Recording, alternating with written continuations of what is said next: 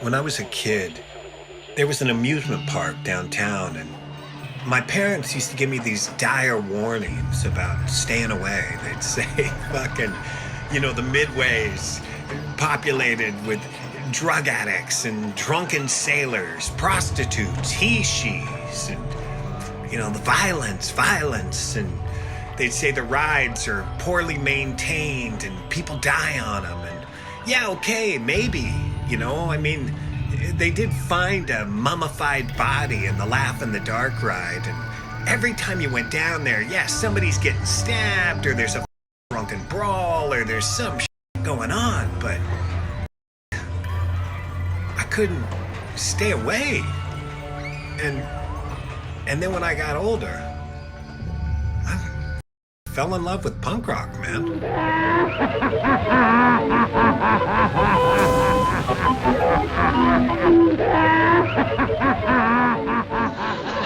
The first punk I saw was this kid in school, and I'd known him since we were like little kids. Like we went to Cub Scouts together, whatever, and he wasn't a cool kid. It's like, I don't want to be a dick and say that, but it's like, he wasn't cool. He's somebody they made fun of or picked on or whatever. And I was in class with this kid, and I look back and his hair's up.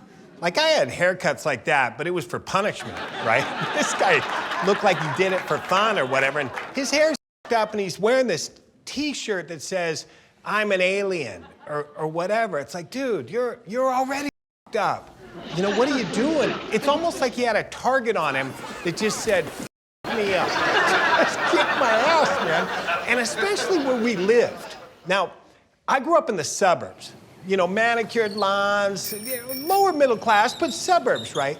And a punk in the suburbs versus a punk in the city is two separate things. Now, in the city, you go up the city and you got guys walking around, they got shower curtains on their heads and they're on the sidewalk or whatever. It's totally cool. Like nobody's stopping that, right? But a punk in the suburbs, when I was growing up, that's an immediate target. The suburbs are this crazy, like muted watercolor world, and you take this bright neon punk and stick them in there, instant target. For the cops, the parents, the school, all the kids, there's nobody liking a punk in our neighborhood, and this little picked goes rolling into school looking like that. I didn't get into punk rock because I like the music. I'm not like a hard rock guy, I'm like a pop guy. I like the stylistics, the spinners, the Delphonics, but they're not great for burglaries. You know what I'm saying? It's like you can't roll into a burglary or vandalize it. When you're gonna vandalize a church, you can't roll in there with "could it be I'm falling in love" or whatever. It's like, if I'm going into trouble, I need it to pound. I need it to pound. Now, once you leave the burglary and everything's nice and the vandal or whatever's going on and maybe you've blown up something, okay, then you can put on Barbara Mason and you can sit back in the car and have just this bitchin' like mellow glow when you drive off from the robbery. But when you're in it, punk rock. I was introduced to Todd through this skater chick friend of mine, and she knew that I liked to cause trouble and whatever. We were friends in school, and she goes, "Hey, I know this guy that's just like you. You should come and meet him." And I guess it was like a play date or something. So it's like, oh, come meet my friend, right? So I go over to her house, and it's Todd Barnes. And Todd at the time, 13, maybe, 7th grade. Probably. And I was in high school and went over there, and Todd was great, man.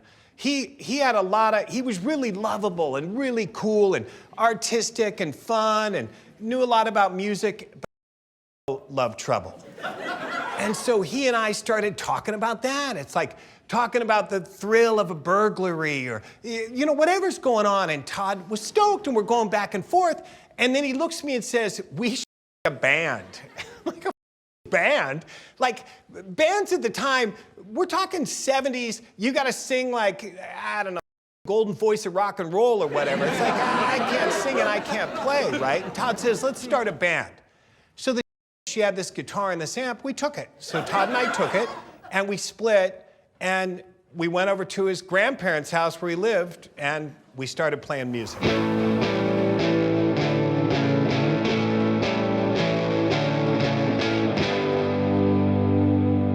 So Todd lived with his grandparents, Bob and Lillian, and he ran that house. He was like the spoiled grandkid or whatever, and not one meal. I never saw one meal cooked in that house. And Todd would be just like, get me McDonald's, you know, or whatever. He's gotten burgers.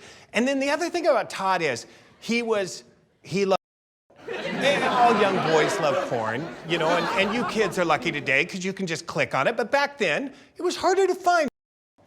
You're going in a young boy's room, it smells, he's not bathing, and he's jerking off all day long. In the back of Todd's grandparents' house, there was like a granny pad out there, a room out in the back, and we called it the studio. And it was this moldy, not taken care of thing out there, and Todd had put carpet up on the walls and, you know, graffiti all over the place. And then there was a skateboard ramp right out front, and that had huge swastikas on the skateboard ramp. And all right, slow it down for a minute. Just look at, back then, that was just, hey, neighbors, man. I mean, now this takes on a whole different thing. Not like it did then, but you know, the neighbor looks over the fence and here's the Belsengrad activity ramp in the backyard. It's like, all right, this is up, man. And on the top of the studio, there was a big Target up there. So that's where we started playing. And Todd and I would go in there and didn't know how to play. And I'm definitely not a singer. So I started with a drum. We had gone into the elementary school and broke in, and we stole the marching drum and some just bullshit things. And we laid the drum, and we had Denise's guitar. We left only 2 strings, because 6 is way too many. So we had 2 strings, and then Todd just na na na na na na na na na na, and I had the drum, and I would just beat on the drum, laying sideways on the ground, just yell. And over. And that was our band. All of our gear was stolen. Like, I know you know stories of like alcoholics and addicts that are jonesing for a fix. Well, my obsession at the time was burglary, man.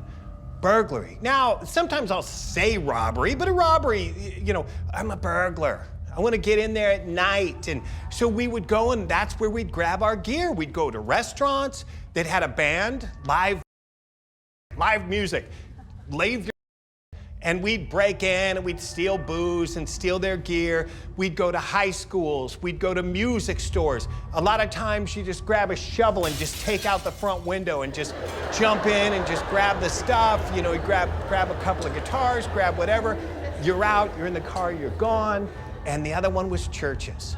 Now, churches, look, man, you want to vandalize something? Hey, it's bitching, you know, you go stick a 666 on the side of a wall somewhere, and people, you know, if they know what it is, they're freaked out, but you want to really move. Like shock value. Shock value is what we're looking for. You go drop a 666 in the church, man. And then the other thing is, Jesus, you guys donate to these churches. You get your money out. And so guess what they buy?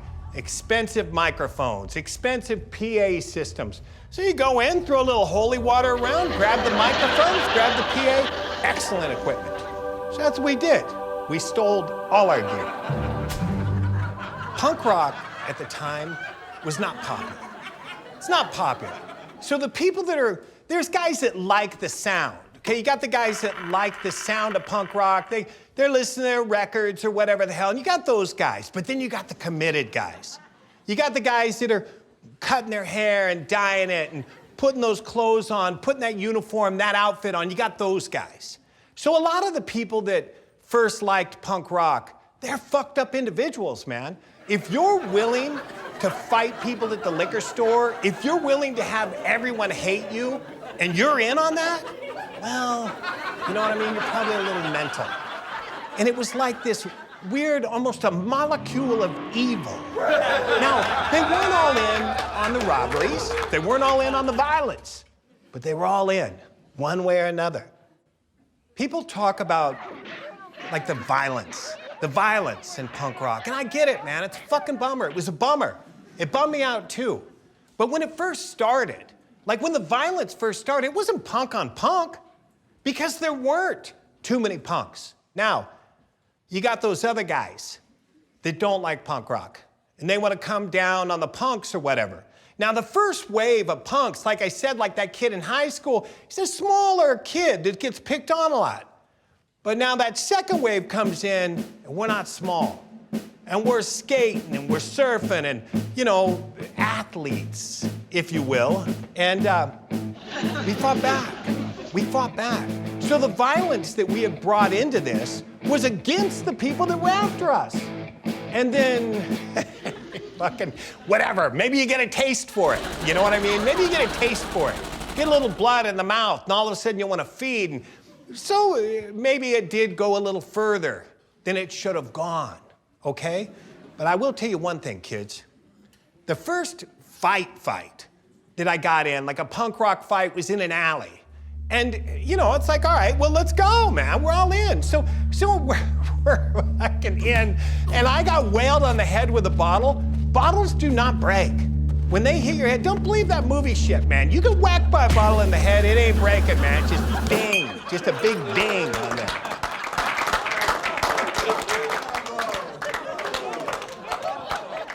So in between the stealing and the fighting, the bomb making, so that little band that we had, we started to get better. Our friend Tom was playing guitar with us. Todd had moved to drums. Pat Brown was playing bass, worthless bass player, but we were getting better. And I started singing for some reason. I don't know why. And then Todd and I, we ended up hooking up with a couple of these cats from Huntington Beach, and we became a real band. And we were called the Vicious Circle.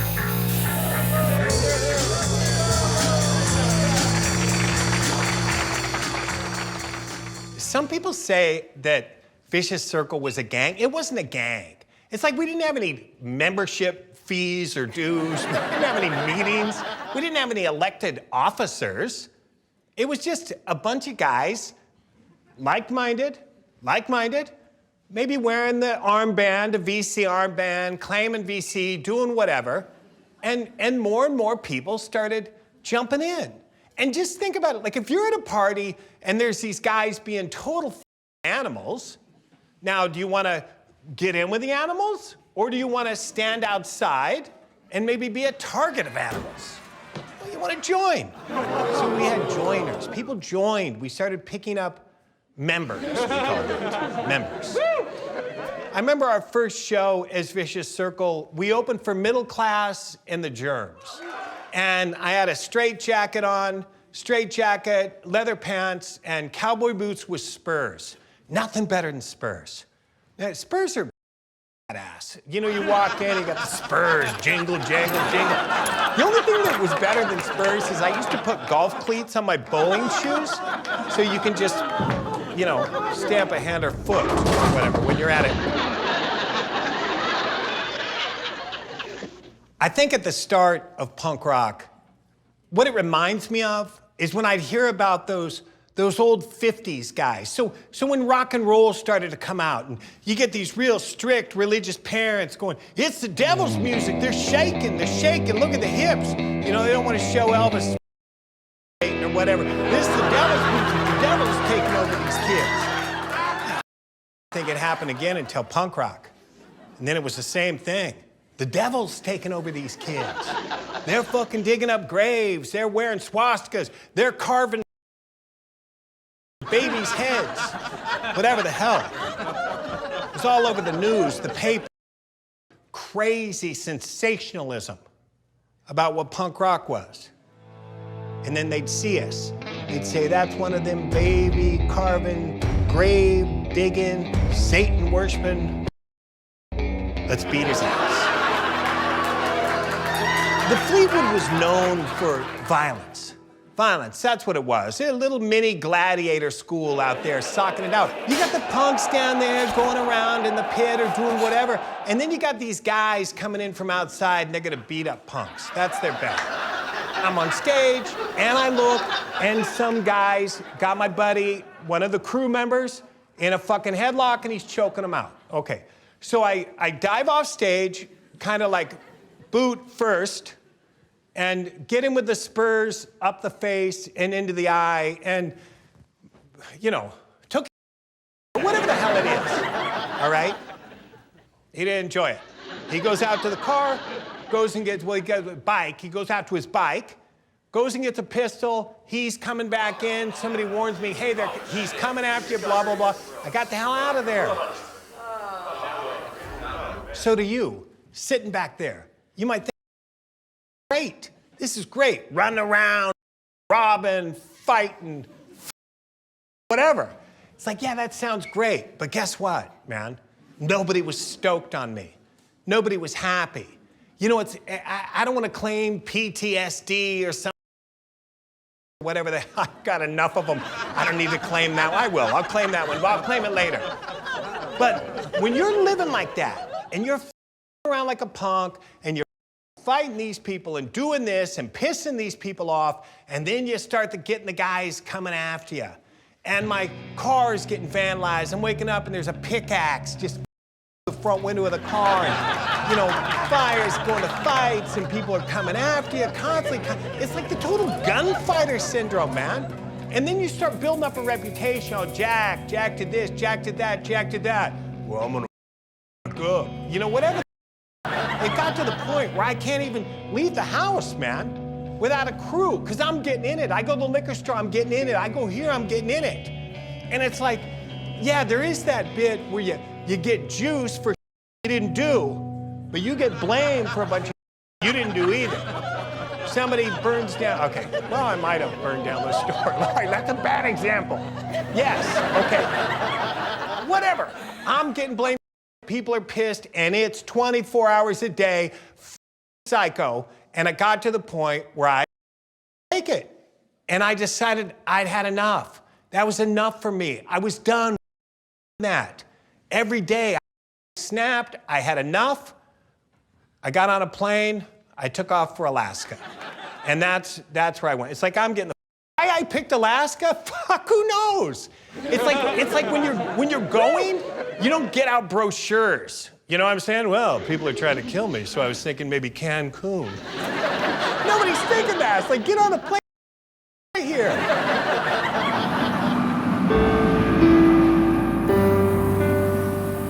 The kind of people punk rock attracted was misfits, maybe not misfits, but people that didn't exactly fit into, certainly not the established rock that their older generation, older brothers may have listened to. Surfers were drawn to it, maybe the aggressive nature of the surfing lifestyle, or at least younger surfers. The reaction when I started changing, except for the few peers that I was changing with, was generally violent, antagonistic, want to get your ass kicked, faggot, you know, sissy, queer, whatever. It was pretty intense, and it was from construction workers, and it was from jocks, and it was from pretty much everybody. The Huntington Beach Police had a punk rock folder. What they would do is they'd pull you over, and we used to joke about it being for punk in public, but you'd be pulled over on the side of the street, and they'd be searching you, and if you had a car, searching your car, and harassing you, or let's not even call it harassing you, just checking you out for the 5th time that week.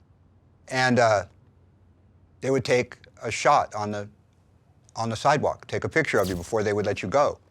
And they had a mug shot, and so they had a book. So when a crime would be committed, they would pull out this book. Are you sure it wasn't one of these guys? Look at this book. And the interesting thing about all that is just a haircut and possibly an earring or a t-shirt was enough to get a lot of negative attention. Pulled over on site, harassed on site. For some people, you know, worse. My first band that we started was Steve Olson, who was a dear friend of mine from surfing and skateboarding. We were called the Hoods. It was short for the Hoodlums. I don't know why we had that name, but I guess just being a surfer and stuff, you're kind of always thought of as an outcast or whatever. And so we started the Hoodlums. And, you know, again, that time, I was high on PCP, hiding behind my amp the whole time we played. When I first started playing with Ron, as I had got a bass, Ron had got a guitar. The bass guitar spoke to me. Just something about the sound, the nature. Wasn't as complex as guitar, wasn't as much work as drums, but my theory is the guitar was a lot harder. And so Ron played a lot longer in the apartment, in the house, and just jamming, and then we'd jam in the garage, of course, too. But bass always was the standout. I never thought about playing any other instrument.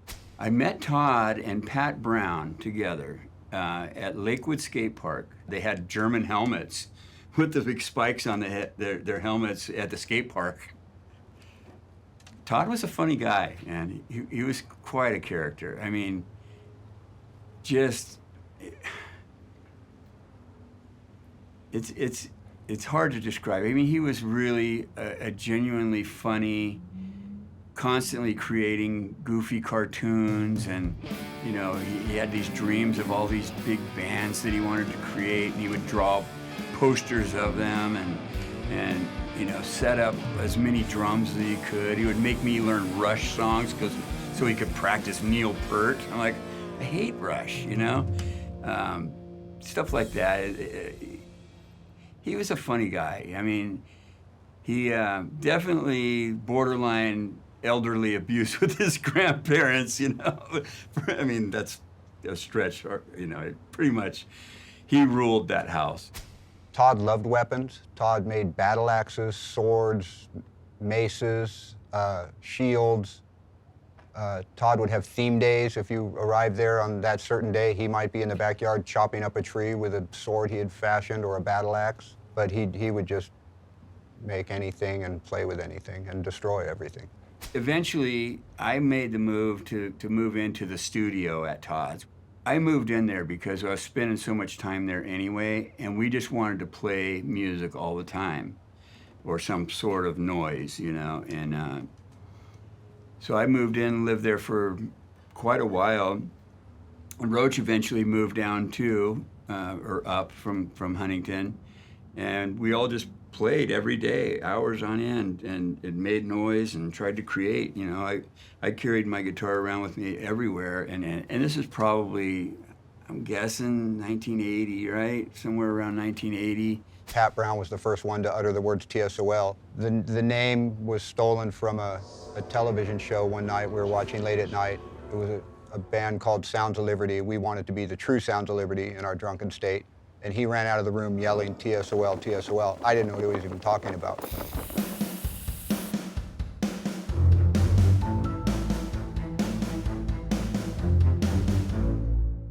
We had some songs and we practiced hard. We played pretty good, we thought, but we needed something extra. And we started thinking about vocalists. That's how we did a house party and maybe tried somebody here and there, a couple little things. Alaska was a drag. I mean, it may be beautiful and all of that. I was in the middle of nowhere. Some city boy, man. I was 2 weeks up there. And I came back home, and my parents were not stoked. When I walked back in that house, because they thought I was gone. They walked back in that house. My pops, my mom, they weren't happy. I said, no, I'm going straight. I'm going straight. And I got a job as a boat painter. Got a job down in the harbor. I started working for this maniac, and he knew I was. He gave me a little heart-to-heart one day, and he sat me down on the dock, and he said, "You belong in the jungle or in jail." And I'm like, fuck. But I went straight. I think I got this Pinocchio thing going. Like, I've been going straight my whole life. Remember Pinocchio, want to be a real boy, real boy. I'd been going straight my whole life. You think I want to be this? I mean, look at me. Who wants this? Who wants this? I wanted to be straight. I wanted to behave. I would get arrested and say, oh, I'm not doing it again. I'd get sick, I'm not doing it again. I'd get in trouble, I'm not doing it again. And I'd dress up and get cleaned up and go to church or go to Alaska or get a job because I'm gonna be straight. And then one day I had to work and I see somebody on the corner. I say, what's up? What are you doing? Next thing you know, I forgot I was hurt in the first place. And I forgot I kicked out Nye. I forgot I was in jail. I forgot I was crying and hurt, scared. I'm back in it, man, like Tokyo. Want to be a real boy? I meet Lampwick. Next thing I know, I'm on Pleasure Island, braying like a fucking jackass. One more time. So I get back, I go straight. Somebody invites me to a party, and I go, a little punk rock party. And I show up, and I'm driving like a idiot, and I'm banging some chick in the kitchen, and I'm getting in a fight or whatever, and T.S.O.L. happened to be playing. So my little low-key return to civilization from the wilderness was not so low-key. So one day, Todd shows up at my house, my parents' house, with Roach and Ron. And they say, hey, man, we got this band. Do you want to join us? Do you want to be back in a band?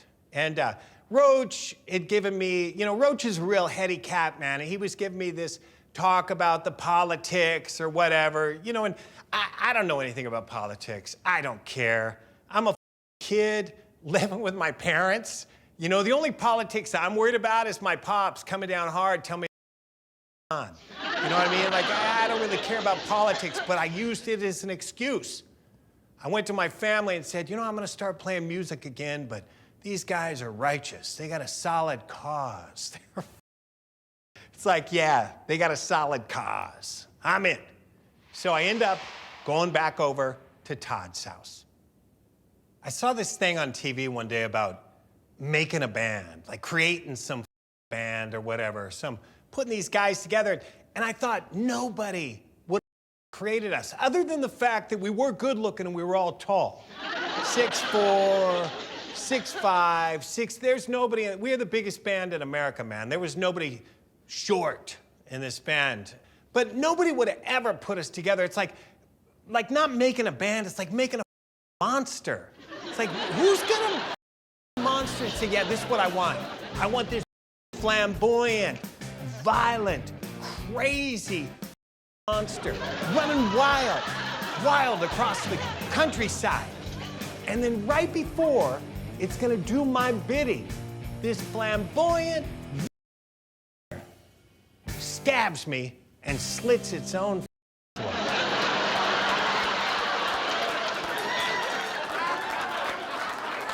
So I returned to the studio, and Mike and Ron had moved in there. They're living with Todd now, and nothing's changed over there. You know what I mean? Like, you walk in, it's the same smell, and a couple extras. Like, we have this wheel. So there's like the wheel of fortune, or whatever on the wall, this wheel, and you spin it, and whatever it lands on, that's what the day calls for. So maybe it's endless drugs. Maybe it's arson. Maybe it's a fucking burglary. You spin the wheel, and it's like, let's go. We're doing this. And then we had this thing called the bucket. And the bucket was a pail. It was like this pail. And then you put the dregs in it. Like whatever, like anybody high school and beers, leaving beers undone, those go in, little whiskey goes in, maybe somebody gets into Todd's grandmother's medicine, that gets thrown in, a couple of rusty nails, some dirt, some spit, and you just drink out of the bucket. A little sip out of the bucket for, whatever, prove you're a man or something. So that's what's going on over at the studio. I got back there and nothing had changed. Now, maybe the violence a little bit had calmed down. I'd had enough of that, a little bit. But nothing else changed. The robberies are still rolling. Everything else that goes on with being there is still going. So we ended up having Jack in the band. We started writing songs again together, started writing songs other than what we were doing as a three-piece. And we had, I think, 5 songs that we had written. We wanted to record them, and we didn't know anything about it, but we heard of this place, Phantom Studios. And I ended up selling one of the guitar cabinets that we had for $175 to pay for the recording. It was cool to record. You know, it's bitching, go in the studio for the first time or whatever, but I don't know if you've ever heard your voice on an answering machine or whatever. It's trippy, right? And somehow, when we went to record, from the parking lot to the studio, I had picked up an English accent. Okay, it's embarrassing and it's rough. Now, that was all I was listening to at the time. I'm listening to Sham, I'm listening to Damn, listening to these guys. That's all I'm listening to, but man, it's rough. You know, I'm in there and we get the tape back. It's like, you don't have to die. It's like, but I sound like some little teenager from Manchester or something, not from Long Beach.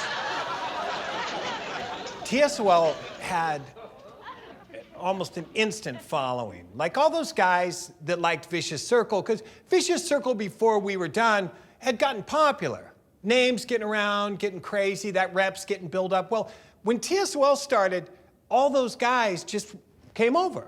It's Todd and I, and now we got Mike and Ron too. So instant. And we started playing a lot of house parties. I love house parties. If it was up to me, that's all I'd do. I'd play house parties. It's no, you know, you go to a club, you got to deal with all these guys, man. House parties, you just roll in, set up in the living room, and let it happen. You got a bar. The parents normally have booze. You got a bar, and then the party tricks, fun stuff. You know, one of my favorites, I used to like to brand people. So I would go into the kitchen and turn the stove on and put some silverware, you know, on the stove, and somebody comes by and you just hit a fork in the arm or whatever, you know, a nice branding. And the other thing that's fun, in case your kids are fooling around, you want to have a good time, butter the floor in front of the refrigerator. Especially at a house party. You get the butter, you get the floor nice and buttered, and then you just sit back. You watch these fucking people come in heels, they're gonna go get themselves a little Spencer. Fucking bam. Sometimes do you have to sock your way out of the house? Sure, of course, but it's part of the territory. One night I was up in Hollywood and I was at the Whiskey and I saw VC on the wall and it just went, oh, I've heard of those guys, and it just looked scary. I don't know why, maybe Viet Cong, I don't know, something about it struck me. And then I remember some kids telling me, T.S.O.L, and I could just see the conviction that this band was gonna be like no other band, and they're coming, and get ready.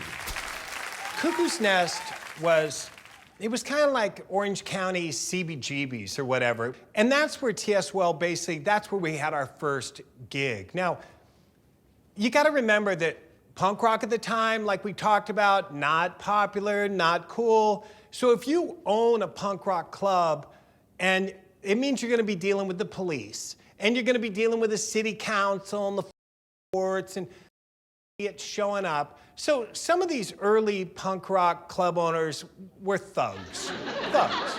And Jerry Roach was basically no different. He was a little bit of a promoter and a thug, and he owned the Cuckoo's Nest, and that's where we started playing.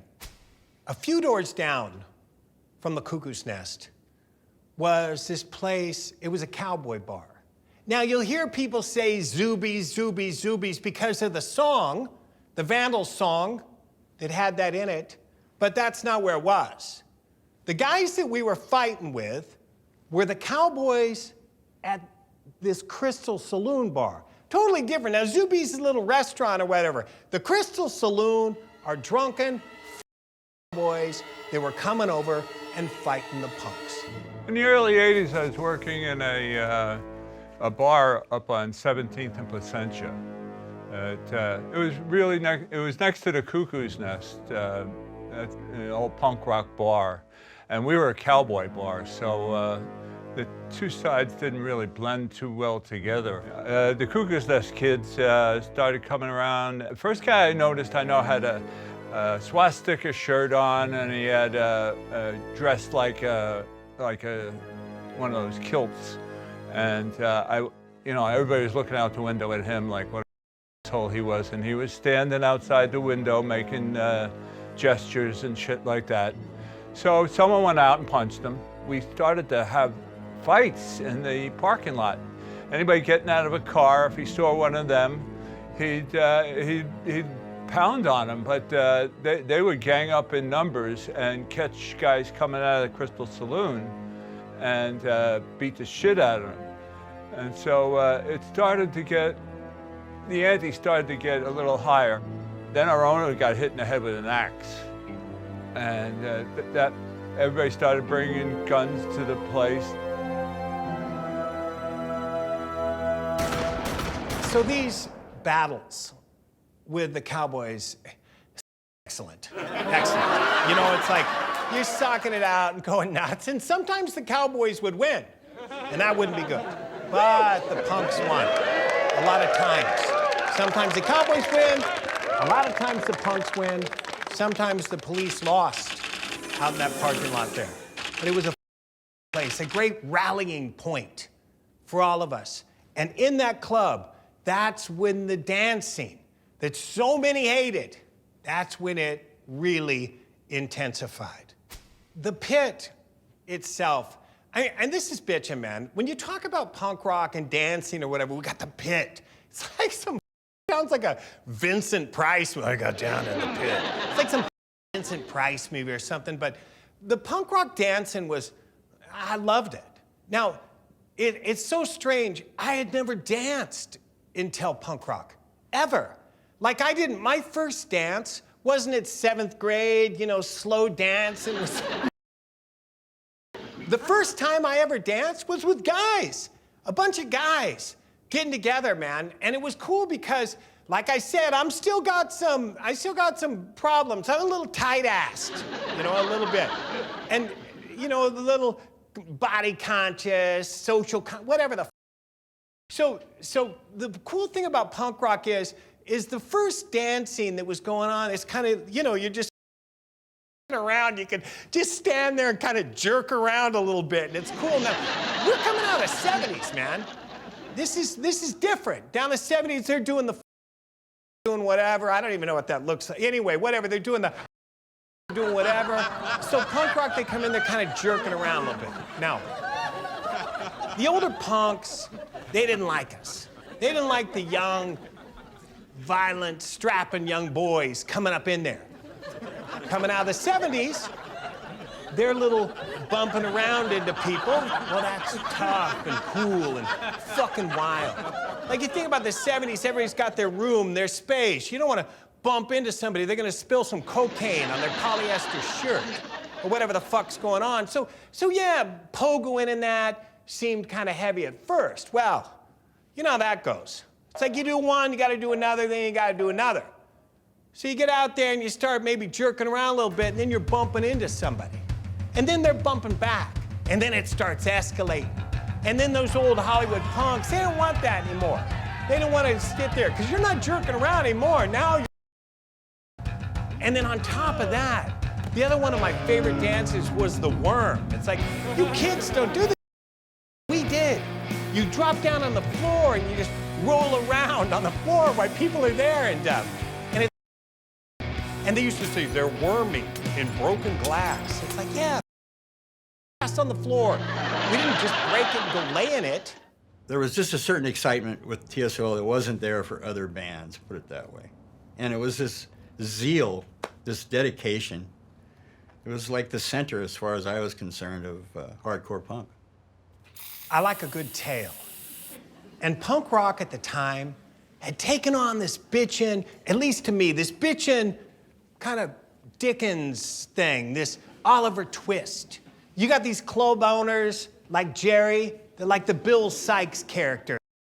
And then you got your Fagans. You got these guys running these punk rock record labels preying on young boys. Get young, innocent boys. And when I say innocent, I do mean innocent. I mean, a hurricane is innocent. An earthquake is innocent. There's no malice in it. There was no malice in us. We were innocent. And here comes a Fagin to prey on the young boys. Take these boys, put them to work, make money from them. That's what Posh Boy was. If Jerry Roach was our Bill Sykes, Posh Boy was our favorite.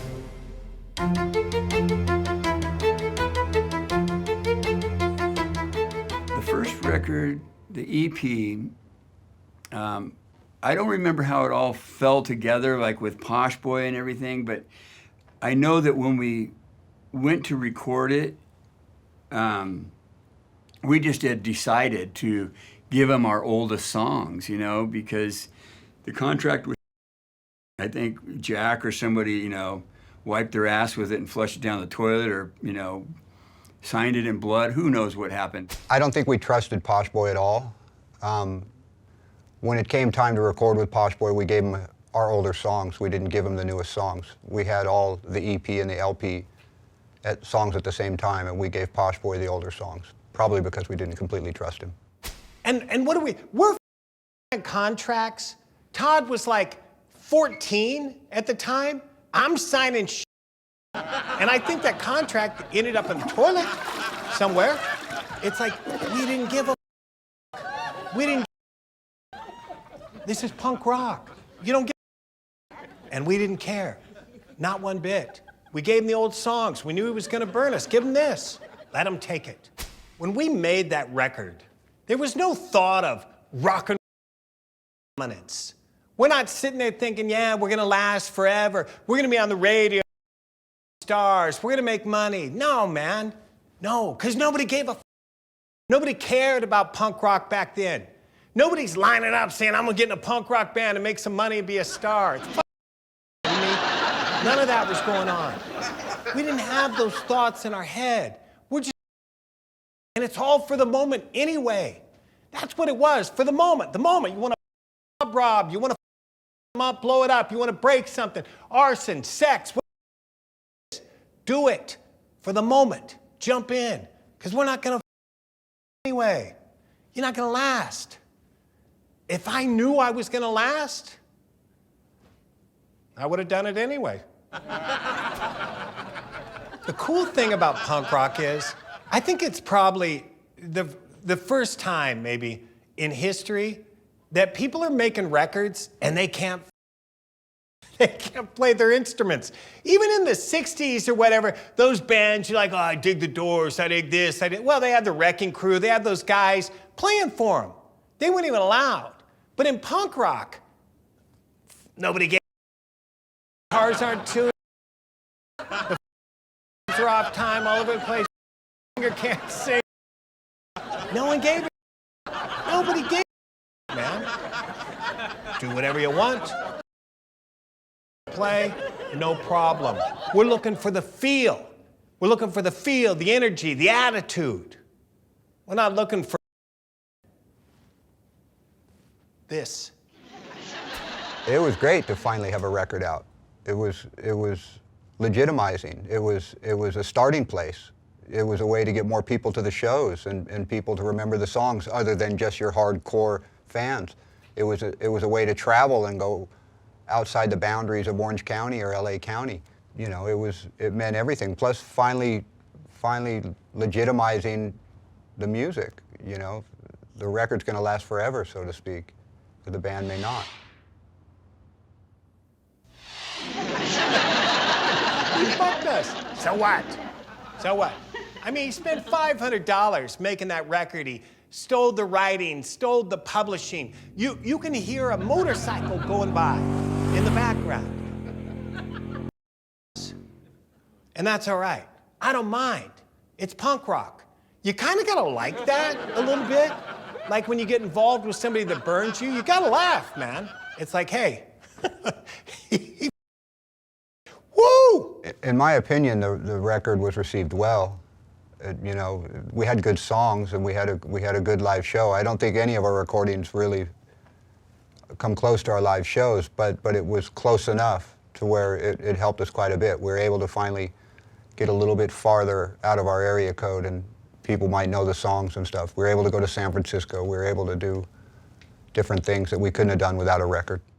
Like LA was kind of arty and polished, you know, and whatnot. Orange County was crazy. San Francisco was just kind of dirty. They loved music, and it didn't matter what you played. They just loved it, and we'd go up there, and we made some great friends up there. San Francisco was good for TSOL. Besides, I was born in the Bay Area, but it was a good fit for us, man. It's like the politics, yeah, that was cool, but the craziness, the whatever's going on, it's like the look we had. San Francisco was, especially for Todd, who loved jerking off. San Francisco and Broadway, it was the best, man. The first show we played there, Mabuhay Gardens, we got 25 bucks. 25 bucks for driving all the way to San Francisco, but we didn't get the money, man, because there's strip clubs all the way down, peep shows, jerk-off spots. We go to San Francisco just to jerk off. So we're running up there and we dug it. It's like I used to make this joke the first time I'd seen a transsexual, I was making out with one. I mean, we come out, like I said, the suburbs. Rolling out the suburbs. Guys are hiding in the suburbs if they're gay. You go to San Francisco, they're sucking dick on the corner. Nobody cares. It was beautiful. It was perfect for us. And we used to stay in this hotel, Sammy Wong's. Sammy Wong's hotel was like $10 a night, $11 a night. We stayed at Sammy Wong's. I remember they'd ask us, we'd walk in, and these old Chinese ladies all they go, "Are you punk laka?" No, we're not. Of course not. And then they'd allow us in. It was actually where Posh Boy's contract went in the toilet, was at Sammy Wong's. I know this may sound a bit hypocritical, given what I've told you so far, but TSOL, we did have a code. We had a code, and there were our mottos. One of them was, live your life. The other was, ignore heroes, the system, and wake up. This was our code that we tried to live by. The first T-shirt design for TSOL was at Todd's behest, and Todd was in a, I don't know, you could say confused or maybe better, a widespread taste in music. He lived with his grandparents and basically got to do it. And we found that very impressive because we were all still, well, most of us were still living with our parents at that point. We're 16 and we didn't get that kind of freedom. Todd, the first thing was that he stole Joey's drum kit. And I was in a garage band with Joey, and we needed that drum kit back, and Todd was,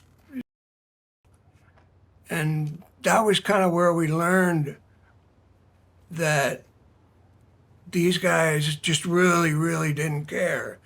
And we wanted not to care as little as they cared.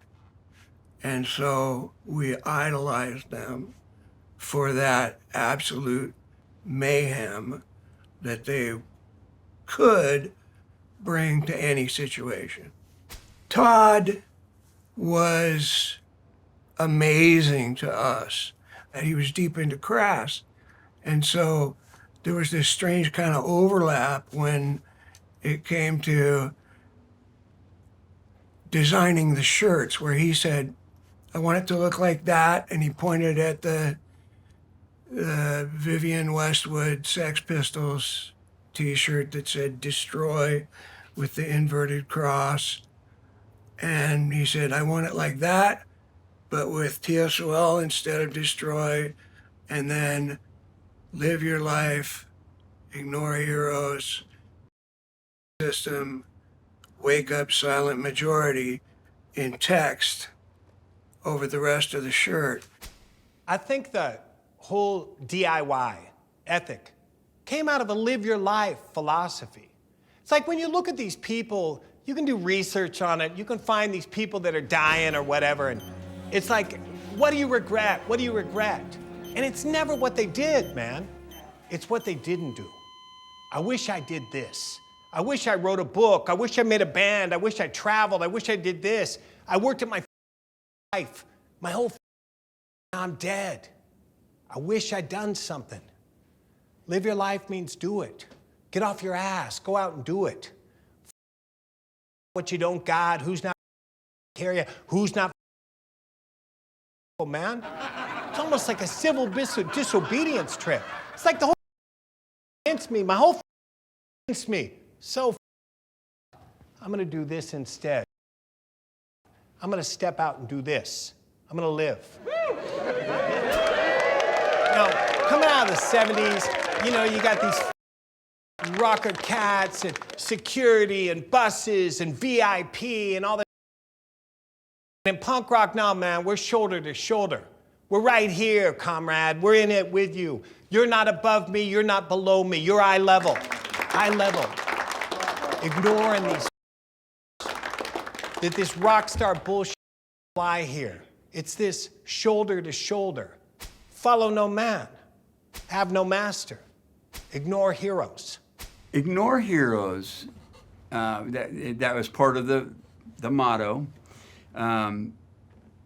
It's interesting because heroes, like looking at rock and roll music prior to punk rock music, it was, you know, idol worship of, you know, Jimmy Page or any of these, you know, cocksuckers that are, you know, stuffing their pants and all that shit. Nobody wanted that.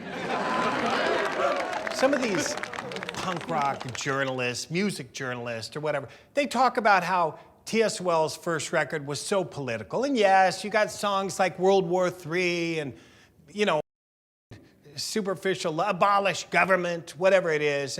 And it was political. And I remember later on, I was watching this thing on TV with this PMRC or whatever, right? And you got these rockers crying because these people want to slap warning labels on their slap one on mine. I'm all for it. Words are dangerous. Words are... And here are these little guys sitting there going, well, this shouldn't be done. These words are not blah, blah, blah, blah, blah, blah, blah. You just don't want your record sales jerked off with that. Slap a warning on me. Slap a warning on me. Words are frightening. Words are dangerous. And words change people. I learned how to make bombs through the anarchist cookbook. I hated God through the Bible. Tell me that words aren't dangerous and words aren't frightening. Those T.S.O.L mottos, they're frightening. System. Wake up, wake up, wake up. Ignore heroes. These are words. Slap a warning label on that. But nobody cares because it's nobody's paying attention. We pretty much got off Posh Boy right away. I mean, we did the EP, and like I said, we had all these other songs that we needed to record that were already written. And I think the Adolescents had a record come out on Frontier Records with Lisa Fancher. I remember, you know, on that record, Rick Agnew's wearing a T.S.O.L shirt, and part of that reason was he never owned any gear. It was so weird. He borrowed the Marshall to record with, and we said, well, you got to wear a T.S.O.L shirt on that record. So she put out the Adolescents record, and soon after, she recorded us.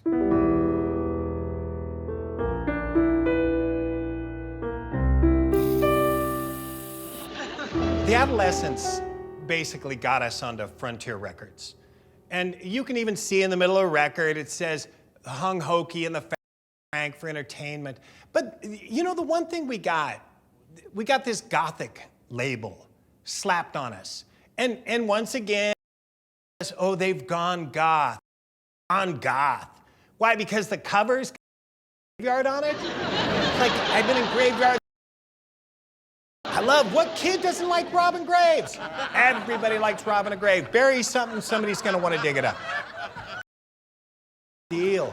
Gothic. I had robbed, well, it's not robbed, I guess you'd call it piracy.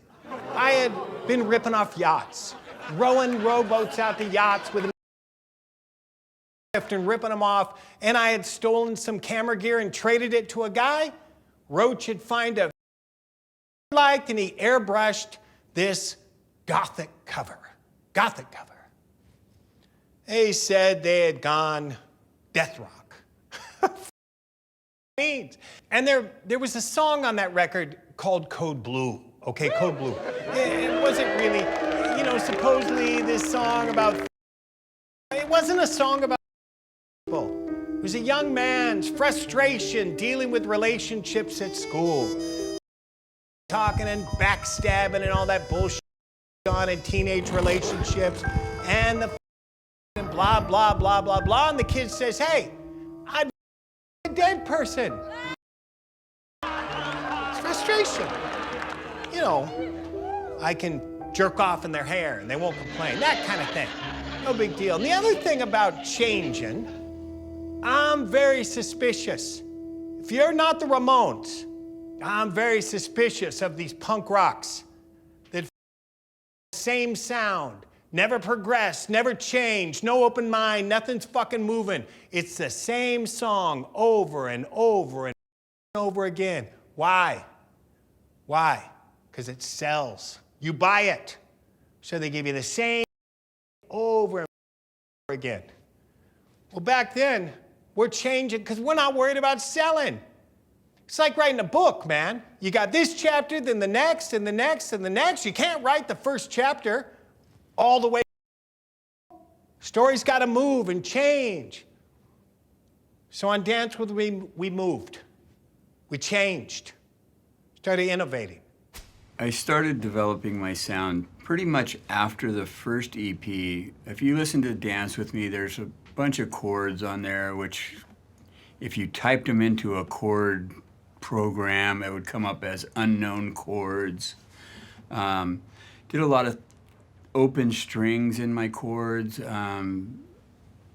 just trying to do different things and take a little bits and pieces of people who inspired me and trying to make it my own. But really just, you know, I had like an Echoplex, and I think I had a flanger back then, and I just turned the flanger, everything on 10, and that was the sound. It was really simple. We recorded Dance With Me in 2 days. 2 days, man. We did the music, the singing the first day, mixed it the second day. I think she spent maybe $1,200 making that record. And when I say she, Lisa Fancher, which was basically another version of a Posh Boy, but with tits. Tits. And I will say, she was better than he was. She only stole half. Half of the publishing. She took all the publishing of the songs, half the writing, whatever the hell she did. I'm not exactly sure, and I don't want to cast any aspersions against her. But just to with a different set of wings. I don't even know if that's a real thing, but that sounds good. Anyway. Okay. All right, but the coolest thing I think about Dance With Me was meeting Tom Wilson. When we did the first EP, T.S.O.L's first EP, the engineer that worked on the board, man, he didn't respect us, he didn't about us. You know, it was basically just some make a little money, do the who gives a shit. Can we play? No, we can't play. Do we suck? Yeah, we're sucking. I mean, we're cool for what we're doing. I get it, man, I get it. But no sense. No reason to. Now we come in to do Dance With Me, and you got Tom Wilson producing and engineering. Tom Wilson had done Seals and Crofts, so you can look him up. Tom Wilson was a big rock guy. He'd engineered a bunch of stuff. And he comes in to do us, and I think, and we get with him, and he at all. I tell him I sit down when I sing. He says, great, let me set you up. Ron's got his guitar going, his sound, what's happening? Tom goes, great, dig it. Todd's on his drums. Tom's in. And he didn't ask us to change. He didn't add anything. He didn't say, hey, throw an extra verse on that. Throw a chorus. What are you doing here? Hey, you're singing flat. You're singing sharp. You're a little out of tune. We walked in there, and he of what we were. A picture of what we were at that moment in time. Why did I pick TSOL for my first show, for Golden Voice's first show? And being a man that tends to run towards danger, I had two choices. I was going to either do Black Flag, who were very thought-provoking with their flyers and activities, or I thought I would do TSOL, who I thought were very physically provoking. So I picked TSOL to come and shake up Santa Barbara and to spread the faith. And by picking TSOL, I thought I did right, because Orange County had their particular brand of punk rock. They were some of them were very violent, a lot of them were big white guys, and they had been, maybe some of them were still, but they had been jocks 6 months earlier, some of them. But they maintained their surfing skills and skateboarding skills, much to the chagrin of Hollywood, of the Hollywood punks. A lot of them were on heroin, smaller, and let's face it, the Huntington Beach people, or the Orange County, Costa Mesa, Fountain Valley, you name it, Orange County proper, Fullerton, they were much more aggro. And I thought that was interesting too, because that brings another dimension of danger. Santa Barbara is like an old people's town. Bowling, you know what I mean? That's the kind of place you roll up and it's white. Got guys in straw hats, lawn bowling, art community.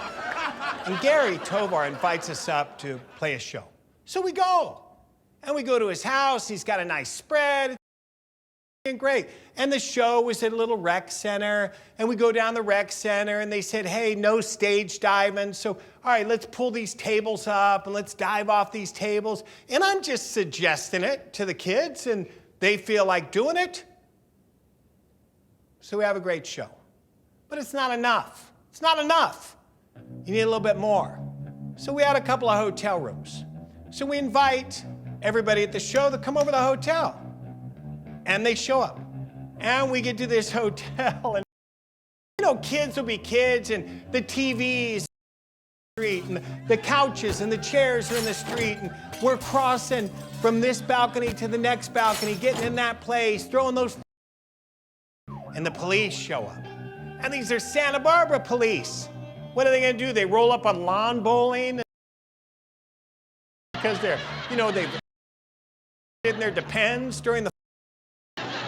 They roll in and see us. And they have this hotel. You've got these. And I remember this cop crying. Hallway. Maybe he went there to retire. I don't. And he's in the hallway crying. He just keeps repeating, but this is Santa Barbara. This is Santa Barbara. This is Santa Barbara. It's like telling yourself that, man. This is Huntington Beach. It was almost like Jack wanted to give them their punk rock experience. He wanted to give them their money's worth by attitude and by actions. I thought it was a great experience, and I thought that Jack was the provoker, and the rest of the band went along with it. They were aiding and abetting as well. But all in all, it was a great experience. Nobody died.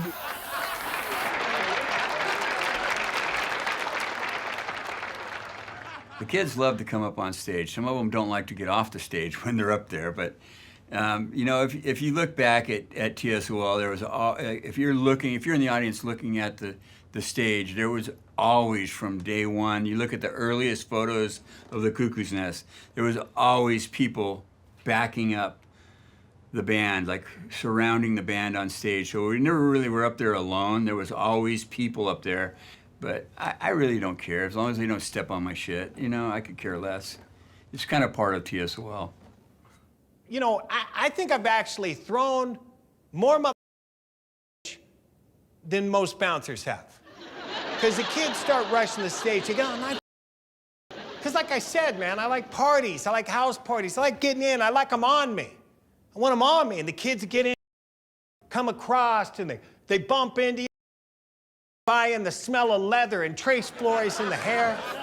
Every once in a while, I get a kid by the pants. Just I loved it.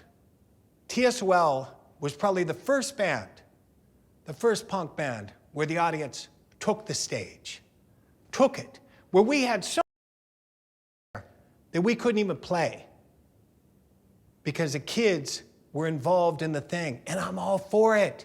Because this ain't no rock star. This is right out of the crowd, right onto the security, fucking noise, all this wide open. And I loved it.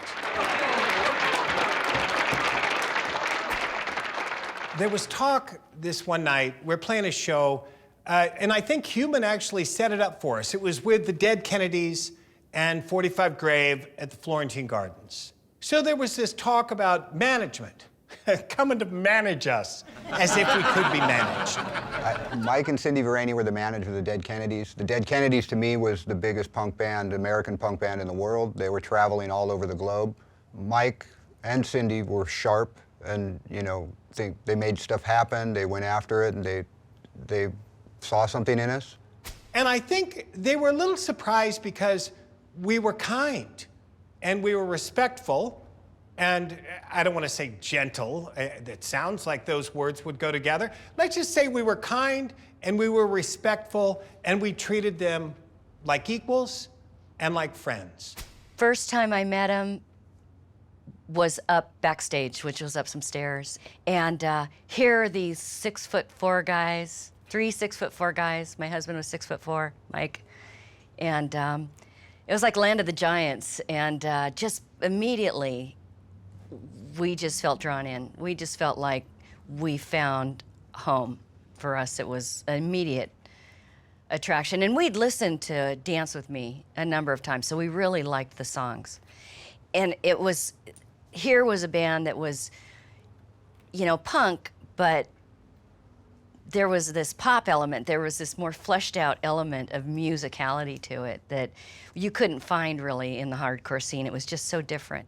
And then we watched the show and we were so blown away. And I think just the power that the band had, and especially the power that Jack had in commanding that band and taking control of that audience. We'd never seen anything like it. It was at least 2,000 people, and maybe as much as 4,000 people. Watching these guys on stage,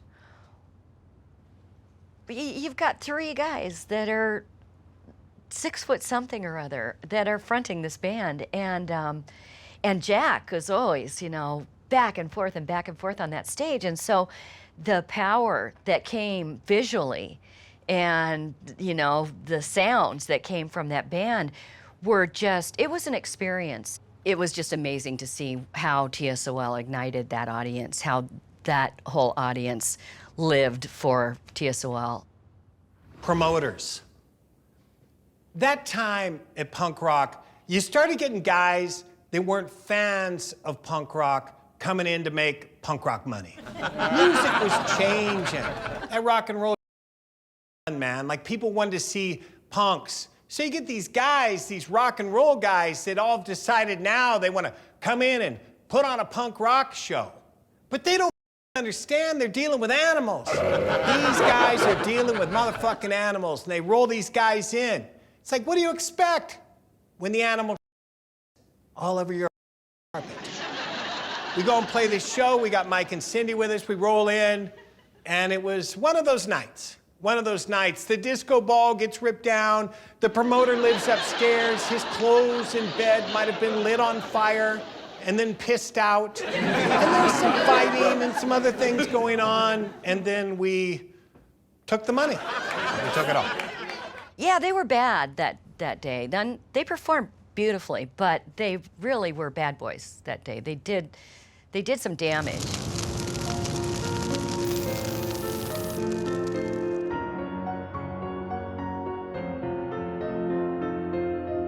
I don't know whose fucking great idea it was to send us on tour.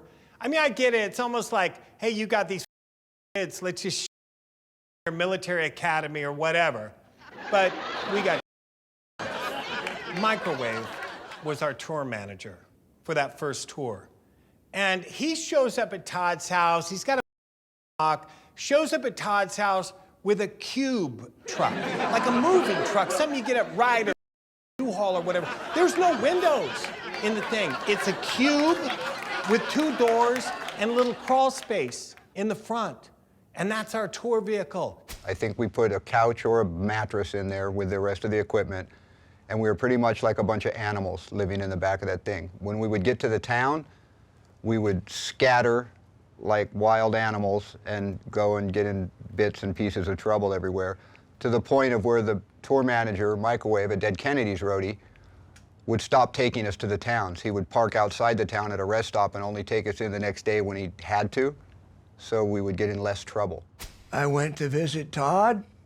We didn't have cell phones, you know, and nobody had answered their home phones. And so I just drove by, and they had a big Ryder truck out in front, and they were loading their gear into it. And I was like, "What's up?" And we're going on tour.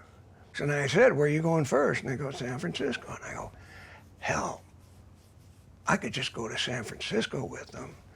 And so I jumped in with them with just my boots and my leather jacket on. It was great to have Human with us, because he's like one of the crew. He's one of us, you know? And it's like, hey, come on, man, come with us. And just, help us move our gear or something. I mean, we don't have that much gear, but it's like, or just, find a job. Just find a job. My job first was to see how well attended the bar was and well stocked it was, and get us some liquor to start getting drunk. I remember Jack would try on personalities and play them, like an actor. And one of them was a Chinese martial arts movie character, Jimmy Woo. And when he would start going, "Hi-yo," and start making those sounds, you'd have to beware, because you might end up a target in this game. And he was in the back of the cube, very little light. I was lying down on some pads, trying to get some sleep after driving for a long time. And Jack started doing his martial arts dance and swinging his cane around and hitting the pad I was on either side of my legs. And I just left my legs there, and I just go, "You're not gonna fucking hit me with a brass-headed cane." Of course, finally, he got so close, I did move my leg. And once I flinched, I was fucked. Then he just came down and just nailed me in the ankle. And I couldn't walk very well for, a week or so. I said, "Carry your own amps." Jack broke my foot. At the time, we had Frank Agnew as a second guitarist, and that was a fun time. And Frank would sit in there and read his Beatles books, and I think he was kind of scared of us at first, but great guy, great guitar player, phenomenal. Maybe scared isn't the best word. How about disgusted? How about terrified? I mean, Frank had brothers, but maybe we were different brothers, okay? Different. I mean, shit was running loose in there. There's a lot of activity going on, a lot of stealing. We're not making any money. We got the 4 of us, or 5, because Frank went with us. We got the 5 of us. We got microwave, we got human. We got 7 guys living on $5 a day. So we got to steal to supplement our income. Steal to eat. Robbing, fighting, running.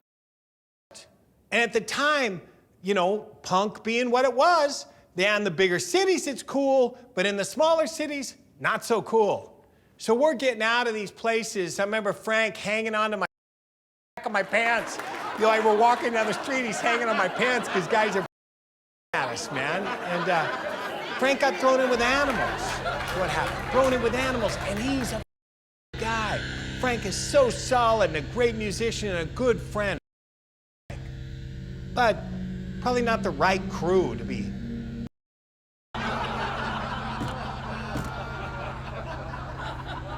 So we're playing a show in Salt Lake City, looking for something fun to do, and I grab a fire extinguisher and I swing around and do it at Frank. Well, it's chemicals. I didn't know it was chemicals. How am I gonna know? What am I gonna? Let's stop the show for a second and let me find out what this fire extinguisher is all about. No, give it a squirt. So it gets Frank in the face and he just down, man, just bam. Microwave's got to carry him off the stage. And then we get to the next show and we're fist fighting over the fire extinguisher incident. We're fighting amongst ourselves. And then on top of that, we're playing a game, road games. And I had made up this game called Ride 'em Till They Break. A psychological thriller is what it was. So you'd pick one guy in the van and you'd start. You know about his girlfriend or whatever, you know, and you know the guys liked his girlfriend or whatever's happy. Say, you know, I bet Tony, you know, I heard she was at a party and had left with Tony. Did you know about that? And we just ride them until they broke. And when they broke, then everyone would laugh. We moved to the next guy. And to be fair, I broke in Detroit. I don't know why I broke, but I broke. And I remember grabbing my little bag of whatever I had and walking off through the snow, carrying my bag, and just sitting down on the curb and crying. Just crying in the snow because I had broken. So we were on tour. We did the East Coast. We did New Jersey. We did Boston. We also did the South. And at one point, Todd had, because remember, we're skateboarders. There's lots of ditches out there and stuff. We were skating maybe with the big boys, some of those guys around Texas. And Todd had jacked up his wrist and broke his wrist. So we had Frank Agnew on drums one night. When that tour ended, Frank was gone. He was done. He left us. We'd done Posh Boy. And we'd done Frontier. So now we're going to our 3rd record, so we might as well take a 3rd record label. And we ended up on Biafra's label, Alternative Tentacles.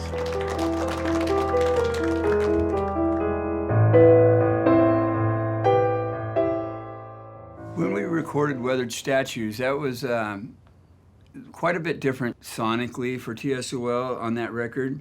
Again, it was not knowing what we're doing, as me, especially me as a guitar player, not knowing, just playing whatever I thought sounded right. And there's a lot of chords on that record that get questioned, like, are they real chords or not? Those were trippy songs. Those were different songs. Word Is, kind of reggae-ish, ska-ish influenced. Weathered Statues, I don't know if you can even put that in a category.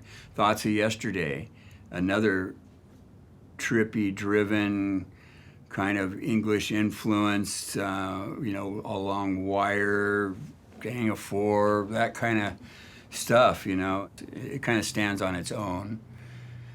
Whereas the others kind of, you know, you can see the progression from one to the other. This one was kind of a step in a totally different direction. We were in an experimental phase of TSOL, I think. Again, we were growing as musicians. We were learning, and we were covering uncharted kind of territory, certainly for us. And we system. Did. We totally turned our backs on those that support us because we're not thinking money. We're just doing this, and it was a blast, as far as I was concerned.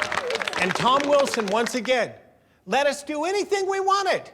We rolled in so much different than the last record. Tom said, great, great, great. And he just snapped that picture. They were always progressing, they were always changing, they were always developing and growing. Some bands, they just did hardcore and that's where they stayed. But TSOL evolved, and with each recording, they evolved. But you could see it in their earliest recordings, that there was a background there. They understood music. You know what also was so interesting to me at the time is, do you know that reviewers actually came out and said we were too good looking to be punks? What the We're too good looking to be punk. Now, I appreciate it. I appreciate it. I hope they were sitting there jerking off to our photos. Too good looking to be punks. Well, Vanian looked great. Adam Ant looked great. Billy Idol looked great. Sexy rocker punks. And that's what we were. And the other thing they said is that we brought pretty girls into punk rock. Oh, that's a problem. But I will agree with them on that. If you were a young man going out and you want to do some dating, if you will, you're not going to a Black Flag show to go pick up on girls. Come to a T.S.O.L show, a boy band, cute boy band. There was talk of maturity problems, cognitive development failed. So Mike and Cindy decide they're going to go on tour with us. They're going to go on tour with the boys. We went to some RV rental place in the Bay Area, and we said, yeah, we want to go take a month-long vacation and go fishing. So I'm pretty sure we borrowed a credit card from the bigger band that we worked for and said, yeah, just my wife and I and another couple, we're gonna go fishing. And so we got this motorhome. It was a Jubilee, if I'm not mistaken, and we immediately gutted the bathroom as soon as we got it so that we could store the equipment there. So we got microwave, but we got Mike and Cindy, and we got Human, and we're all gonna go. And I had lost my license again by this time. So I sold my car, traded it basically, and got a little keyboard and brought the keyboard. I started playing keyboards in the band, went on tour and did that. And yeah, there were some problems, some maturity issues, some injuries. You know, they were mad at me because Ron, his hand got cut. It was not my fault. I'm swinging the car and Ron his hand up to stop it. So what do you want? It's like, you're not made of metal, Ron. So we're playing shows in Seattle and Ron's got his fucking hand taped up, fucking bleeding all over. But we were having fun. During the second tour, there was a show, I recall, where we got there too early for sound check. The PA wasn't set up. So I was just scouting around. I was looking for open doors, and I found a door that was open. And I walked down the stairs, and it's a big empty cellar. And I was drinking my beer. I noticed there was 2 bricks missing in the wall right next to where I was sitting. And again, I don't know what possessed me. I can see some stuff on the other side of the other cellar. I can see the corner of a box. And so I put my arm through 2 brick walls, and I reach in and pulled out the first of 11 handguns. Now, we look like trouble anyways. Punk rock's not warm and fuzzy all over America. And we're getting in trouble all the time anyways, but it's not really crazy trouble, but we're just magnets for trouble. I'm carrying a bass case that's got all these weapons in it, and I'm going back to the motorhome, and Roach stops me right in front of the cops and says, what are you doing? Where are you taking my bass? And I'm just, dude, just come with me. We gotta work on this. You know, get it, buddy? When I was a little boy, I had a pair of fake 6 guns. You know, holsters, got my 6 guns. I loved it. And having those guns, at least until they home. I mean, you know, you got 2 6-guns stuck down your Speedo. Badass, man. And it was fun. And I don't blame them for shipping them home. Who wants gunplay? Vehicle. It's not like we're not in enough trouble.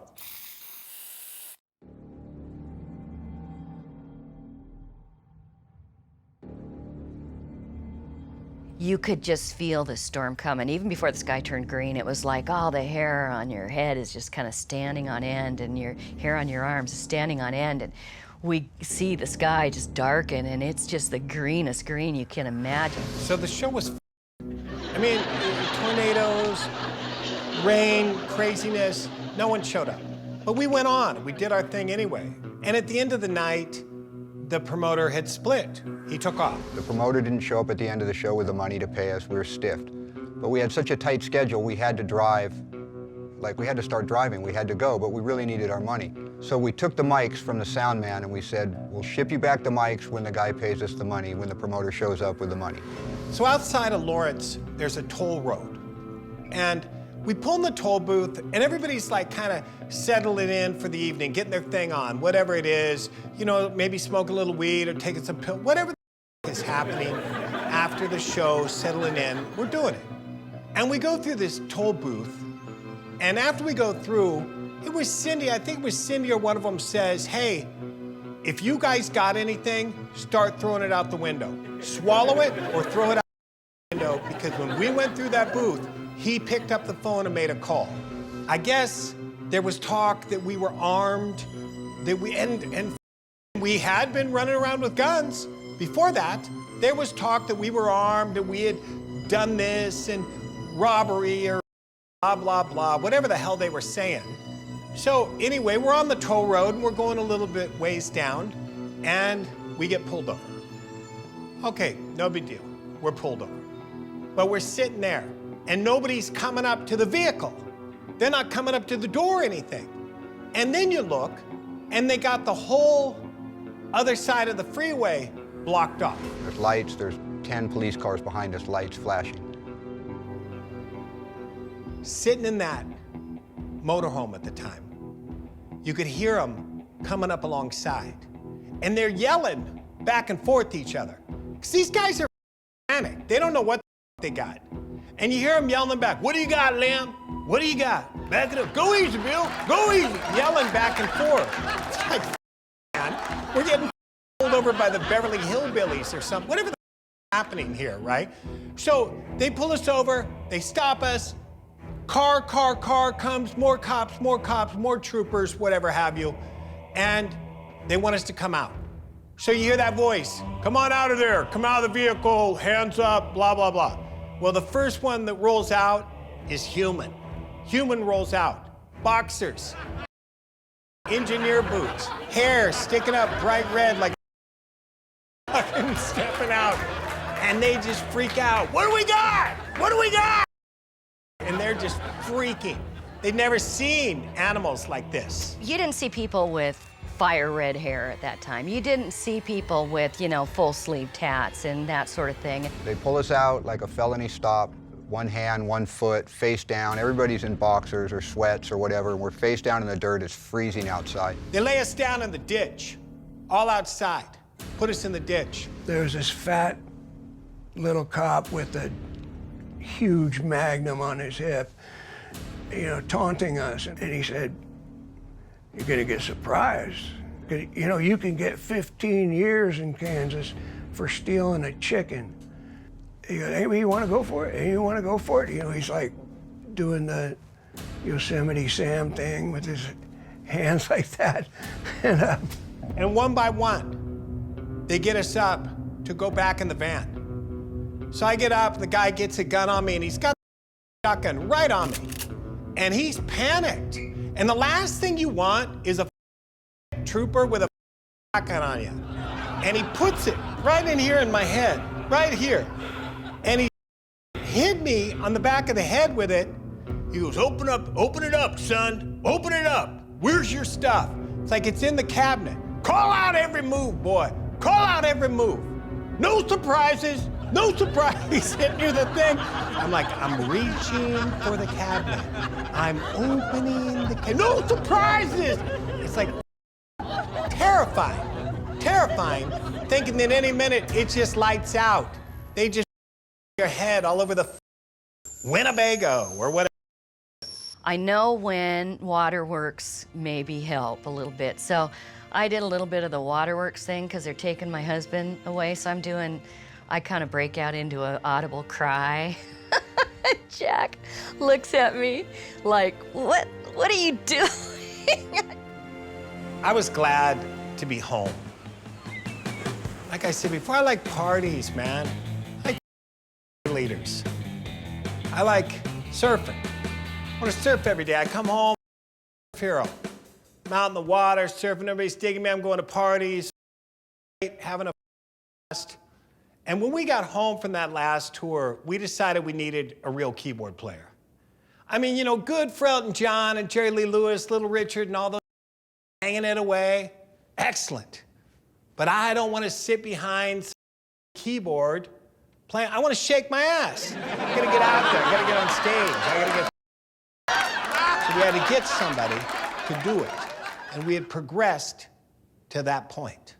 I saw T.S.O.L. at the Cuckoo's Nest, like right around Dance With Me time, and I just remember that being like a shark frenzy. I mean, just the energy. I mean, I think it was probably Sounds of Laughter or Dance With Me, one of the two, but this image of, you know, these guys just grinding in this pit. I was a little kid. I mean, I was like just skinny, scrawny 16-year-old kid just checking this shit out, and I was not getting involved in that part of it, but watching that happen, feeling that energy, I'd never seen anything like that. I remember going to Greg's house early on, and he was clean cut and kind of square compared to us.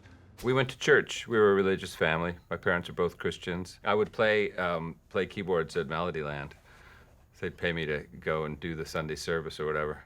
He had this big, beautiful grand piano in the living room, and he had cool guitars, and he had guitar amps. And so we would play around a little bit over there, and quite frankly, I don't remember how it was, who asked him to join the band, how it happened, but it was just kind of a natural progression when it did happen. With Greg, we were able to do stuff that we'd never done before. And we're experimenting, we're changing. And once again, we're not catering to you. We're gonna do what we want. Well, TSOL is a big band. I mean, physically big. And I knew that from seeing them play. But I wasn't small. I mean, I've wizened a little bit, but I was 6'2" when I joined the band. So yeah, it was an intimidating group to be in. It felt good. It was cool. It was like, fuck yeah, man. It's my big bros here. Well, being in TSOL is like, nothing's gonna happen that this band can't handle. Like, we got each other's backs. There's people around that are crazy and tough, and we're gold, man. Like, this is cool. We can handle just about anything, you know? I'm not just playing with this band. I'm actually gonna join this band. I'm actually gonna make a record, and we're gonna go on tour.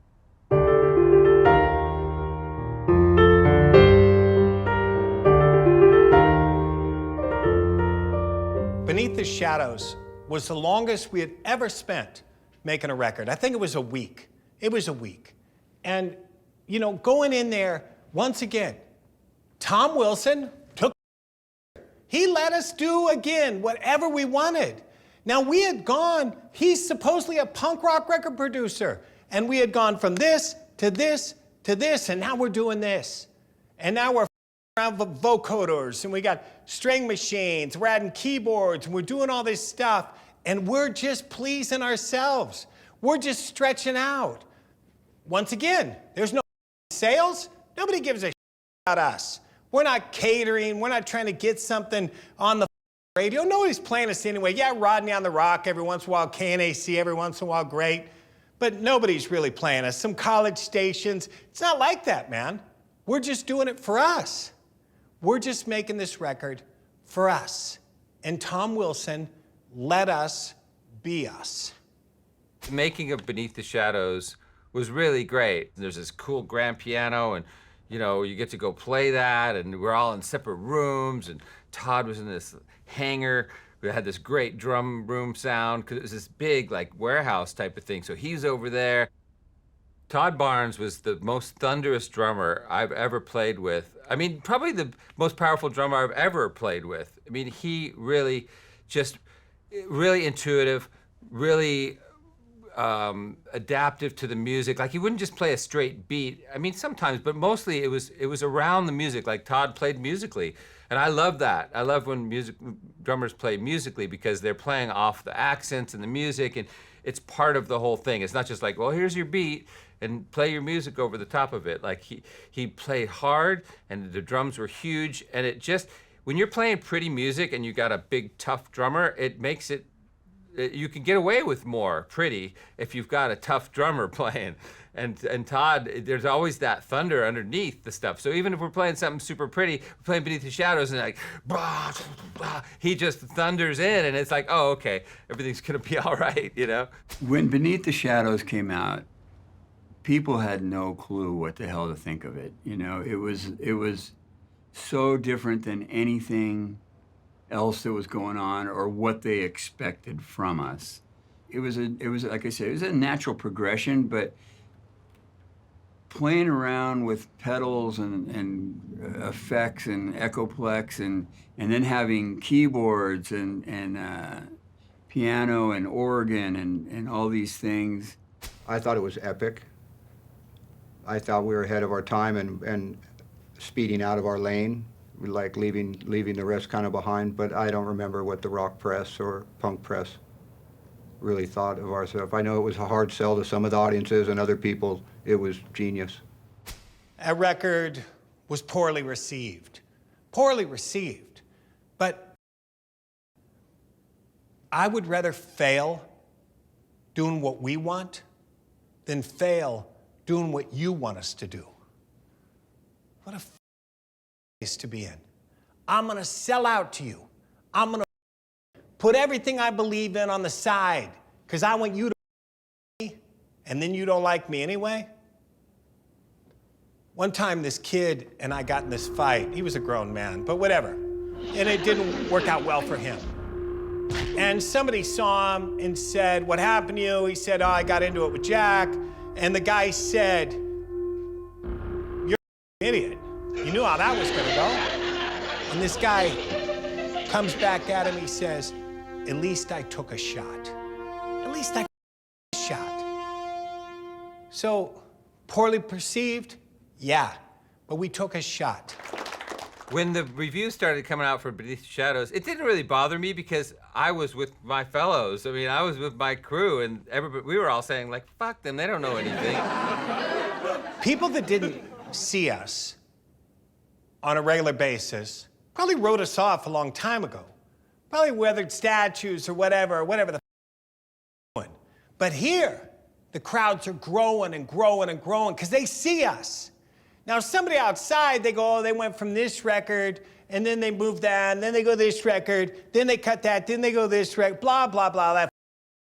But live, we're going from this of abolish government and then ending and breaking into Beneath the Shadows. Almost like a dishonor them in any way, but almost like Kuehn, going from death on two legs to on a Sunday afternoon. It's a show. Fucking show on. God, couldn't even sit in the same room, listen to the same every time. Take me somewhere, up, down, move me. Now, the people around here saw that. They saw that movement, and they came and came and came.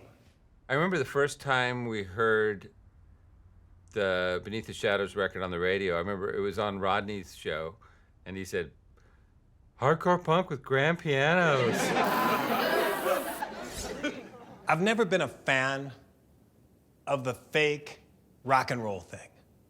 You know, the Kiss with the makeup and this, we're these, we're Knight Rider, whatever, some craziness. And then stripped down, it's just some dude, just some dude.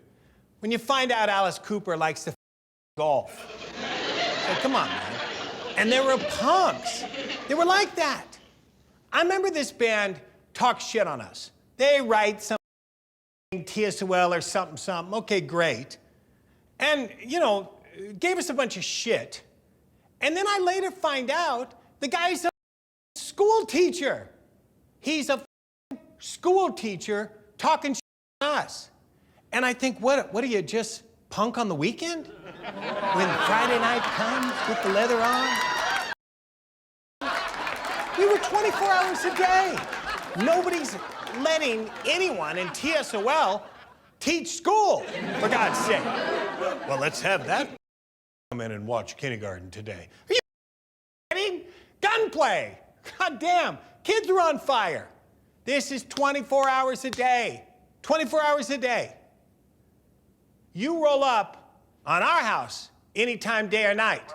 10 a.m. on a Tuesday. Going down. We're not playing punker. We're not going to school and being straight, holding a straight job, working this straight work, walking off and being somebody else. We are what we are. 24 a day. And it's not always pretty.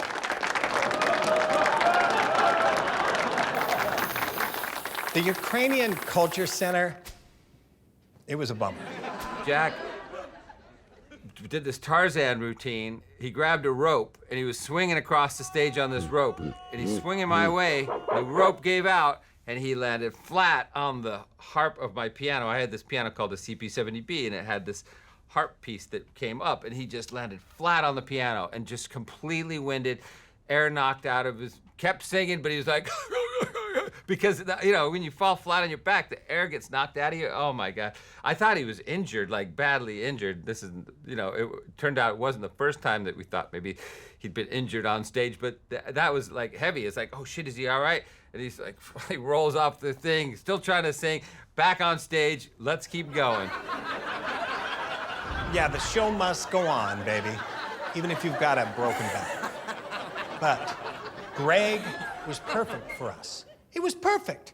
And he might have led a sheltered life, yeah. Church, blah, blah, blah, whatever. But when he got with us, those floodgates just opened up, shook off the shackles of the baby Jesus, and jumped into the big pool of depravity. You know, I wanted to party, I wanted to break things, take things. I was in. I was like, yes, I would like to be part of this chaos. So for me, it was exciting. You know, it was like, what are we doing? I'm in. Let's do whatever. Are we breaking things or taking things or getting fucked up or whatever? Because it was all around music, you know? No drug I wouldn't partake in, no theft I wouldn't participate in, no chaos I wouldn't be involved in. I was ready.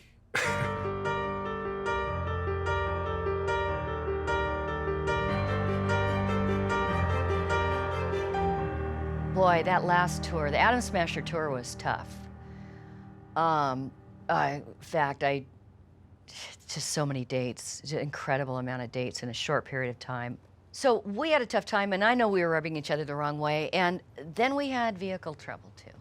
We were driving out of somewhere, it was either Las Vegas or Salt Lake City, and microwave bottomed out in the van, the equipment van, and scraped the bottom of the gas tank, and I think busted a hole in it, and all of a sudden we've got a disabled van. And I think we were all pretty bedraggled after that. It was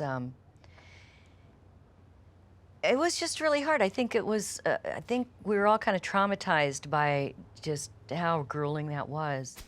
The last tour was more the same, except maybe we had to deal with a little more static from, you got the outside people that don't like punk rock, and then you got the punks that want us to stay punk, and then we're out there playing beneath the shadows and doing it. So, you know, some places, not so fun.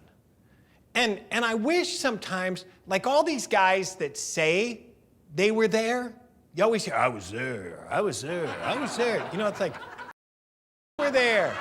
We played a show at CBGB's in New York. The Beastie Boys, the Bad Brains, and T.S.O.L. together at CBGB's. Poorly attended. Poorly attended. Now, there was one thing about that tour that I love. So we were always stealing. Stealing, stealing, stealing. Everywhere you go in, start stealing booze, whatever. So I'm sitting down, I'm outside of CBGB's, I have my hair in braids, hanging out, and I sit next to this guy and he's drinking. So we start drinking together. He's telling me his story, his woes, whatever. We're drinking together, and we run out of the booze. We ran out of his shit wine. So I said, hey, you know what? I got booze in the vehicle. Let me get a bottle. So I walked in, there was a case of Ancient Age. So I grabbed this bottle of Ancient Age, we sit down, now he and I are drinking Ancient Age. And then the thought comes, you know, we got a whole case of this. So Emory runs across the street and gets a Dixie cups. And then outside of CBGB's, on the yard, we set up a soup line.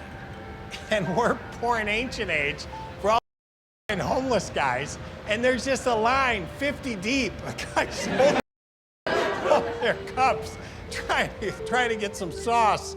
And then I can tell you, it did not go well. It did not go well, but you know, whatever. He's still talking, if anyone is still alive. I remember those guys. Beautiful. The best thing about touring is going home. I used to have the phone number for the quad in the high school, Ferris Bueller. And I'd be on tour and I'd call the high school and talk to my friends that hadn't got out yet or whatever. And, you know, I just wanted to be home. I don't want this stuff. I don't want to with it. I like party. I like hanging out. Anyway, we get home, they say, hey, do you guys want to be in this movie? This Suburbia. It's like, yeah, why not? Let's go.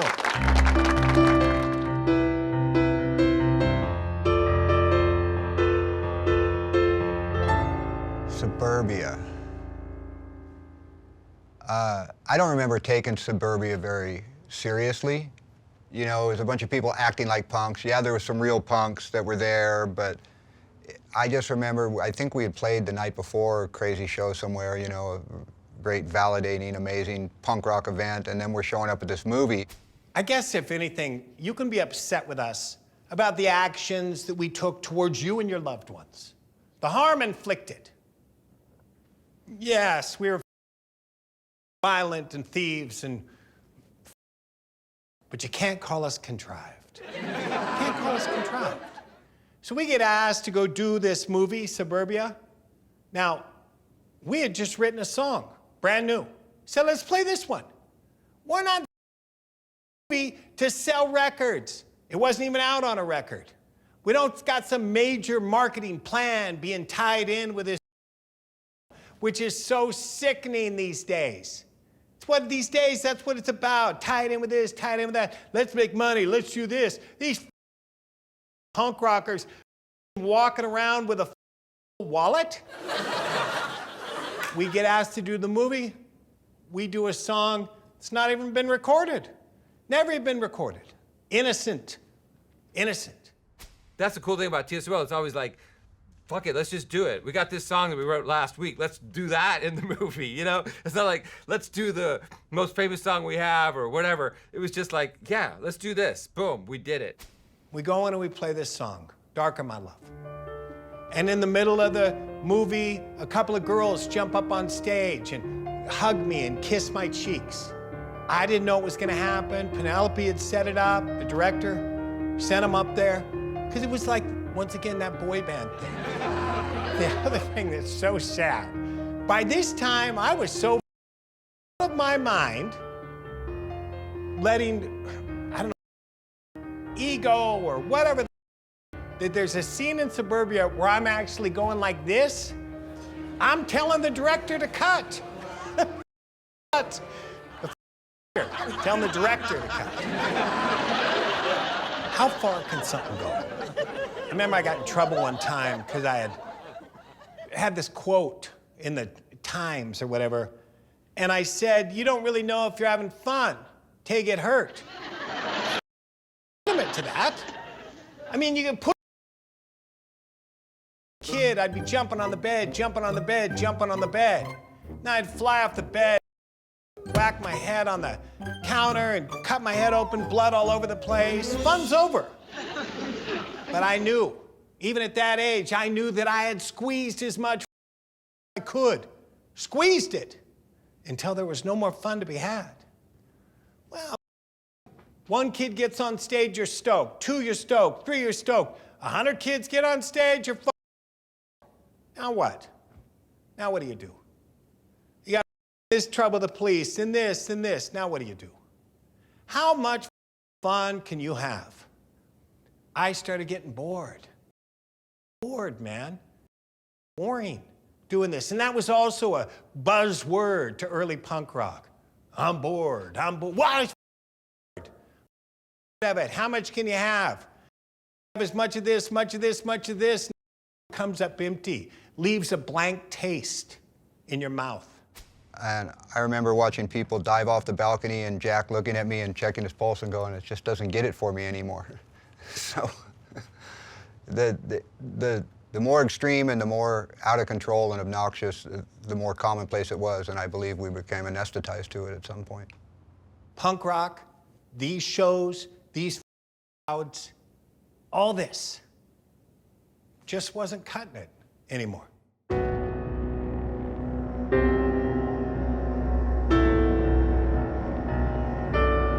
One of my first major shows in Los Angeles, I did some shows in '82, but January 8th of '83, I did TSOL at SIR, the old SIR studios. And when I got there, they told me, you can have the show, but you can't sell tickets here. So I looked across the street and I saw a Korean liquor store. I put a sign up in front of SIR, said I made arrangements to give the guy a quarter for every ticket. And all night long, 2,000 people pushed that button to cross Sunset from the south side of Sunset to the north side. And this is before the internet. And I was amazed. I didn't bother looking at the punk rockers. I already knew what they looked like. I looked at all the tourists from Kansas, Nebraska, wherever, New Mexico, that ended up on Sunset, and they were totally amazed. It was nutty. I mean, it was definitely a riot. It was definitely a riot on Sunset, and the cops were out in force. And when shows would devolve into riots, which they often did, and oftentimes the kids weren't the problem, you know, the SWAT team would show up. They oversold the shit out of it, and there was probably close to as many people outside as there was inside. And then you'd have a riotous mob of kids that are going, you know, this is under control. We don't need to shut this down. It was a great show. The place was packed, oversold. Oversold. I remember Tovar, hey man, it's done. He goes, there's still 2 feet in the back. But what started happening is they started talking about this charisma, or whatever it is. This, how Jack controls an audience, controls in the palm of his hand, all this. You know, it wasn't about controlling an audience. Yeah, some spandex wearing jerk-off pants would love to have that. Love to be in control. That wasn't my trip, man. It was like, hey, it's like if you were sitting in your room with your friend. You say, hey, let's go outside. And you get up and you guys go outside. Now, are you controlling them? Just a couple of friends. The thing about Jack Grisham is that he was sort of a Svengali leader of the crew. He was able to corral some people together and have them do his bidding, have them do whatever social experiment he was working on, or should I say sociopathic experiment he was working on. So we get to these shows and I'd say to the kids, hey, why don't we get this going? Let's get this going. Let's tear this down. How about doing this? And they just did it. It wasn't me coming on high. I'm just telling friends. He'd get on the mic. He was clearly mayhem incarnate. And we liked doing what he told us to do. And, you know, whether it was, you know, destroying some part of the club or whatever mayhem came up, it was usually Jack's idea and somebody else's actions. In the middle of this show, it's crazy, kids on stage, all the usual. If you were brand new going there, you would have been out. The usual. And in the middle of it, I get this message. The sound guy on the side says, hey, Tom Wilson needs to talk to you. So I walk over the side, I put these headphones on, and Tom's there, and he's doing our sound that night. He goes, how's it going? And I laugh. I'm thinking, really? This is watching this, man? And he says, are you here? Are you seeing it? Are you here? He goes, take a minute, man. Take a minute. Step back and see this. Do you see this? And I'm like, yeah, I don't get it. He's talking shit. He's like, do you see this? I want you to just be here. Be right here. I'm like, yeah. And he goes, and check out that bitch up front. And I laughed, right? Had it done. All right, good. Somebody says the cops are outside. We done anything. Nobody's done anything but maybe too many people inside the club. And the cops are outside. And they say they're gonna come in and they're threatening and one of the guys from SIR gets on stage and it's a perfect foil. I mean, he's got an accent. His accent, he's speaking English, but I'm just being French guy. He goes, the cops are outside. I go, let me translate. He says some what? Kids go crazy. And then he says, he thinks they're going to come in. I go, they're going to come in. What? Kids go crazy. It's building up, right? And then I said, and if we all sit down on the ground, they can't take us. Everybody sat down on the ground. No big deal. And then I think there was talk of, there's more of us than there is them, let's get them. And, it emptied out onto the street. I was escorted out to the equipment van with the money, and I laid on my belly while the riot squads, the LAPD, were everywhere on the street. Kids running on the streets, they were clearing the streets. I mean, there was always helicopter action going on. And LA was the only city where that was happening at that time.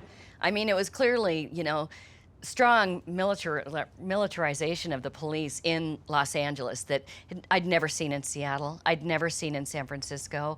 I never saw it anywhere else. I mean, maybe today you'd see it, but they were ready for this. After that SIR show, shit was fucked. We're blacklisted. We can't play here, we can't play there. We're not allowed in LA, we're not allowed in Hollywood, this. We got the cops fucking after us and all that shit. Big deal. I mean, that's all whatever. But to me, is going to play a show and having kids yell, tell us what to do. Tell us what to do, tell us what to do. It's like, I don't tell you what to do. What part of heroes didn't you get, man? I don't want to do. I'll do something with you, but I'm not gonna order you around, give you orders, tell you what to do. So I went to the guys, and I was, I'm bummed out about the cops, bummed out about this, and I went to Mike and Ron, and I said, look, man, why don't we just change our name? Let's just stop being T.S.O.L. What do we give a Todd and I had changed our name on every record.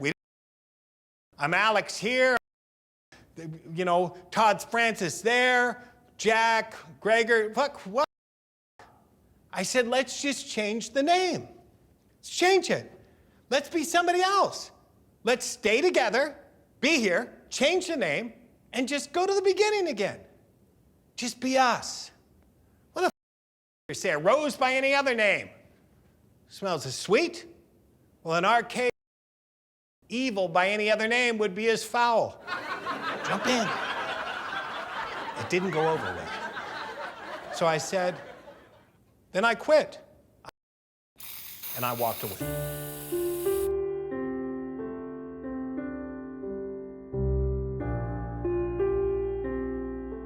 I don't remember exactly what was happening. I think we were growing apart.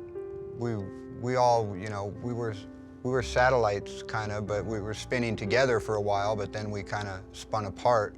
You know, in hindsight, I think I should have fought harder to keep it together. You know, but I did feel a little bit like it wasn't my fight to fight, you know? I mean, because I was pretty new to the band.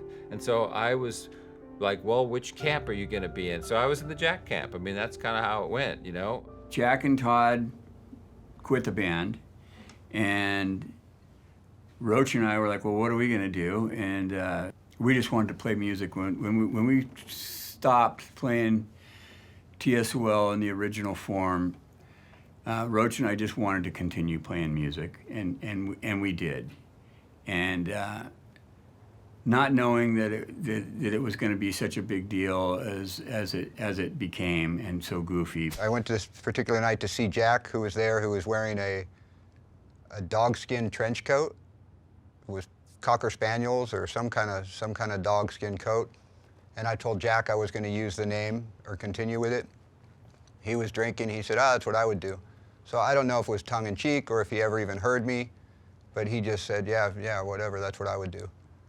And it's not validation for it, and I don't think it was a good idea, because forever in that form of the band, it was just a problem. It would have been better to stand on our own feet than to piggyback on something that had already been done. But that's hindsight. Todd and Greg ended up leaving with me. I mean, it was always, with the band, it was always Todd and I, Roach and Ron, always. And Greg was more towards me and Todd's side. So the three of us left. And they decided to go on and keep playing. And I remember, you know, they put out this record, and people said, oh, it sounds like TSOL without Jack. It's like, what are you about? How does it sound like TSOL without Todd? Without drums just they got the guy they got, he's not like that. What the it's me? It sounds like TSOL. Where's Greg? Where's keyboards?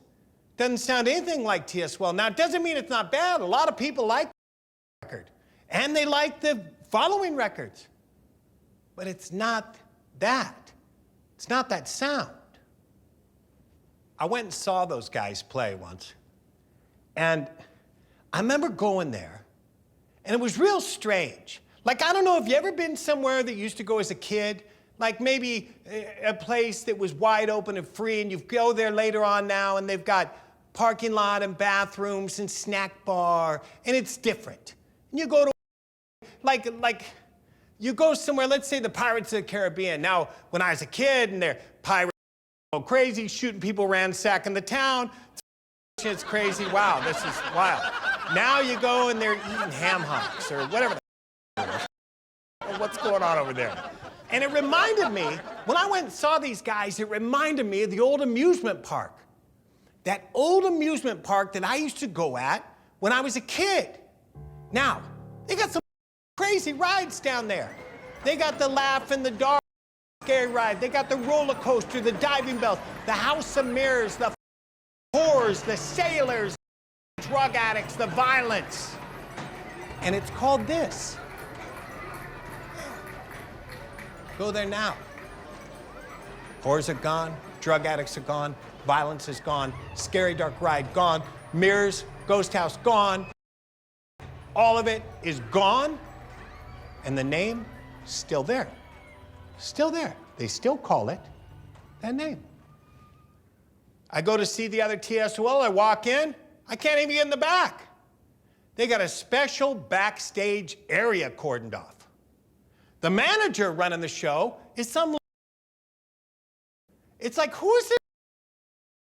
He later on puts his name on an old TSOL record as executive producer. You, man, you weren't there. Special VIP area, backstage off, the guys hanging back or sipping their drink, acting like rock stars. Everything we stood against, that had become everything. They bring in a producer that starts producing. We're gonna do this, we're gonna do this, we're gonna sell this, we're gonna get this. everything that we were against. And yet, the name is the same name, but not the same principles, if you will. I did see TSOL after the breakup, and I still consider myself friends with them. I didn't really see how it was TSOL, and they were a good band, but not that band, not our band. Playing without Jack and Todd was really hard. Ron and I played hard together and worked real hard, but we had to create something completely new, and we had it so good with the other band.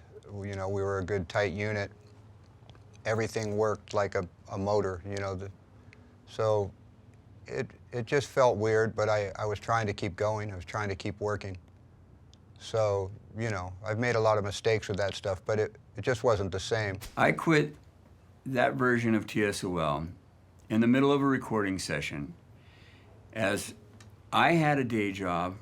I was an iron worker, and I would go after work to the recording session that we had booked and were paying for, and nobody would show up. And the other guys were strung out on various different drugs, and I wasn't at the time. I had my shit together. And I got sick of it. You know, I would show up every day after being at work at 6:30 in the morning downtown LA. I'd go straight from there, cross town to the west side to some recording studio over there, and no one would show up till 10 o'clock at night. And finally one day I just said, I'm writing all these songs, you know, I'm done, you can have them. And I left, and I never went back. Later on, Roach got kicked out. So now there's nobody left in the band except for people that weren't original. Ron, I think, grew up a little bit. Like, he finally just decided it wasn't worth it. It wasn't what he wanted to do. The direction wasn't where he wanted it to go. I think he got a good job and wanted to be normal. I was deep in it by then, so it just kept getting worse and worse. And you know, hindsight being 20/20, I can see that now, but I was in it, so I kept pushing. And eventually that ended for me as well. It just made it worse, because at least with Ron, I had somebody I was familiar with, and I knew how to write and play with and stuff, and it wasn't TSOL, it was something different. It shouldn't have kept the name, but without Ron there, you know, it just was like a boat that was coming apart in the water while you're in it. I finally got kicked out of the band probably because of my addiction and out-of-control behavior. You know, I just wouldn't stop using heroin, so I was fired from my band. And that's how that went. Waking up, being as I am, it's always from here out, from here out, from here out. What they're doing, what they're doing, what they're doing, what they're doing. Never do I. You know, there's talk of this spiritual awakening. You hear this, you know, as if they're seeing God or higher being or power, whatever. I'm not buying any of that. See, I think this spiritual awakening, I think it's exactly what it says. It's waking up a little bit.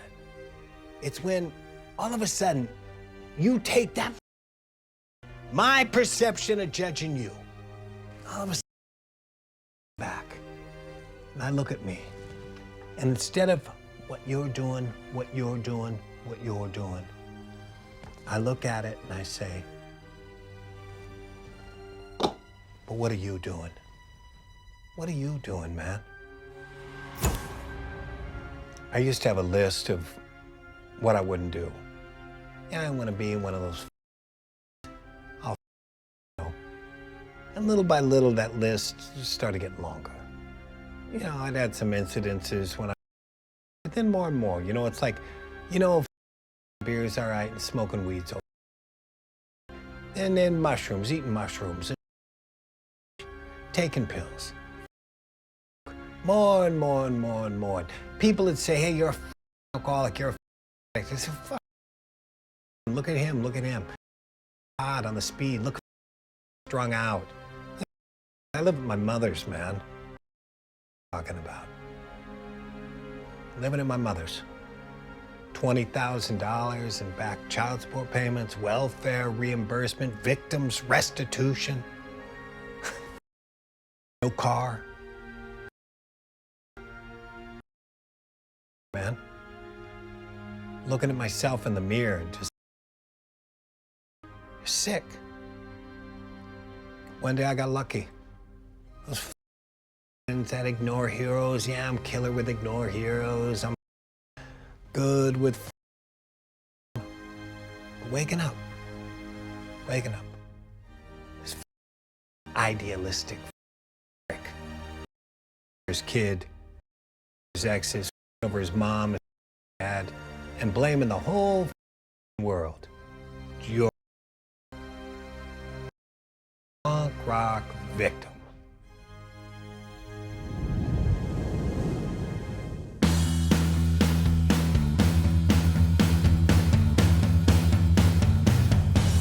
Gary Tobar offered T.S.O.L a show, but it's not T.S.O.L. Didn't offer those guys a show. He offered Mike, Ron, Todd, and I. Nothing, man. I had no money living at my mom's. Nothing. Nothing. I said, let's do it. Let's do this show. I go, but we can't play as T.S.O.L. There's another T.S.O.L. He goes, play under your names. So we put this show together under our names, because I wanted money. Money's gonna fix me. Everybody, not Ron yet. Todd, at the time, was so up that on his bass drum, he's got a holster, like a gun holster, on the side of his bass drum to put his speed pipe in. So when he's playing the show, he can pull his speed pipe out and twirl it and take it. Roach is pawning gear. We haven't played for 6 years. I got Roach coming in, and he doesn't have a bass. So we got to find a bass for practice, you know, and we got this big show booked. Roach doesn't have a bass, so we find a bass. Roach needs to take the bass to go practice. So Roach takes the bass, comes back the next day with no bass. Or he's got a Ziploc bag with pickups in it and a neck and a body. He's like, can you make this work? And put it together, come back next day, no bass.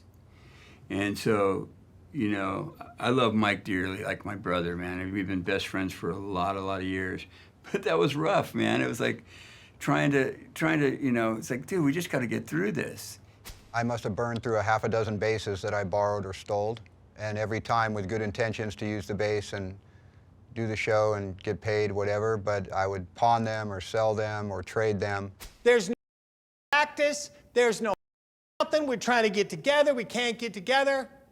The show's sold out, it's packed, money coming, we got a live record, we cut a for it too, took all the money, I'm paying off welfare reimbursement with it, and buying candy for the kids. All this fucking money to go do this show, man. I remember going to the show that night, and Todd's hanging out, fucking creeps, and I walk in, and one of them goes, hey, faggot, to me.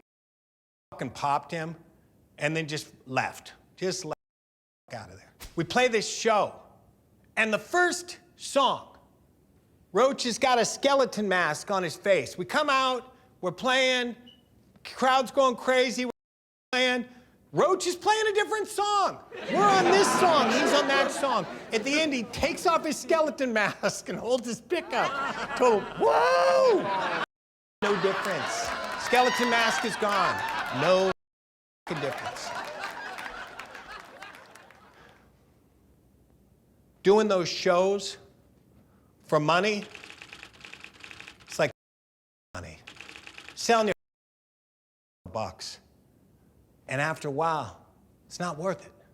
It's not keep it going. Done with this.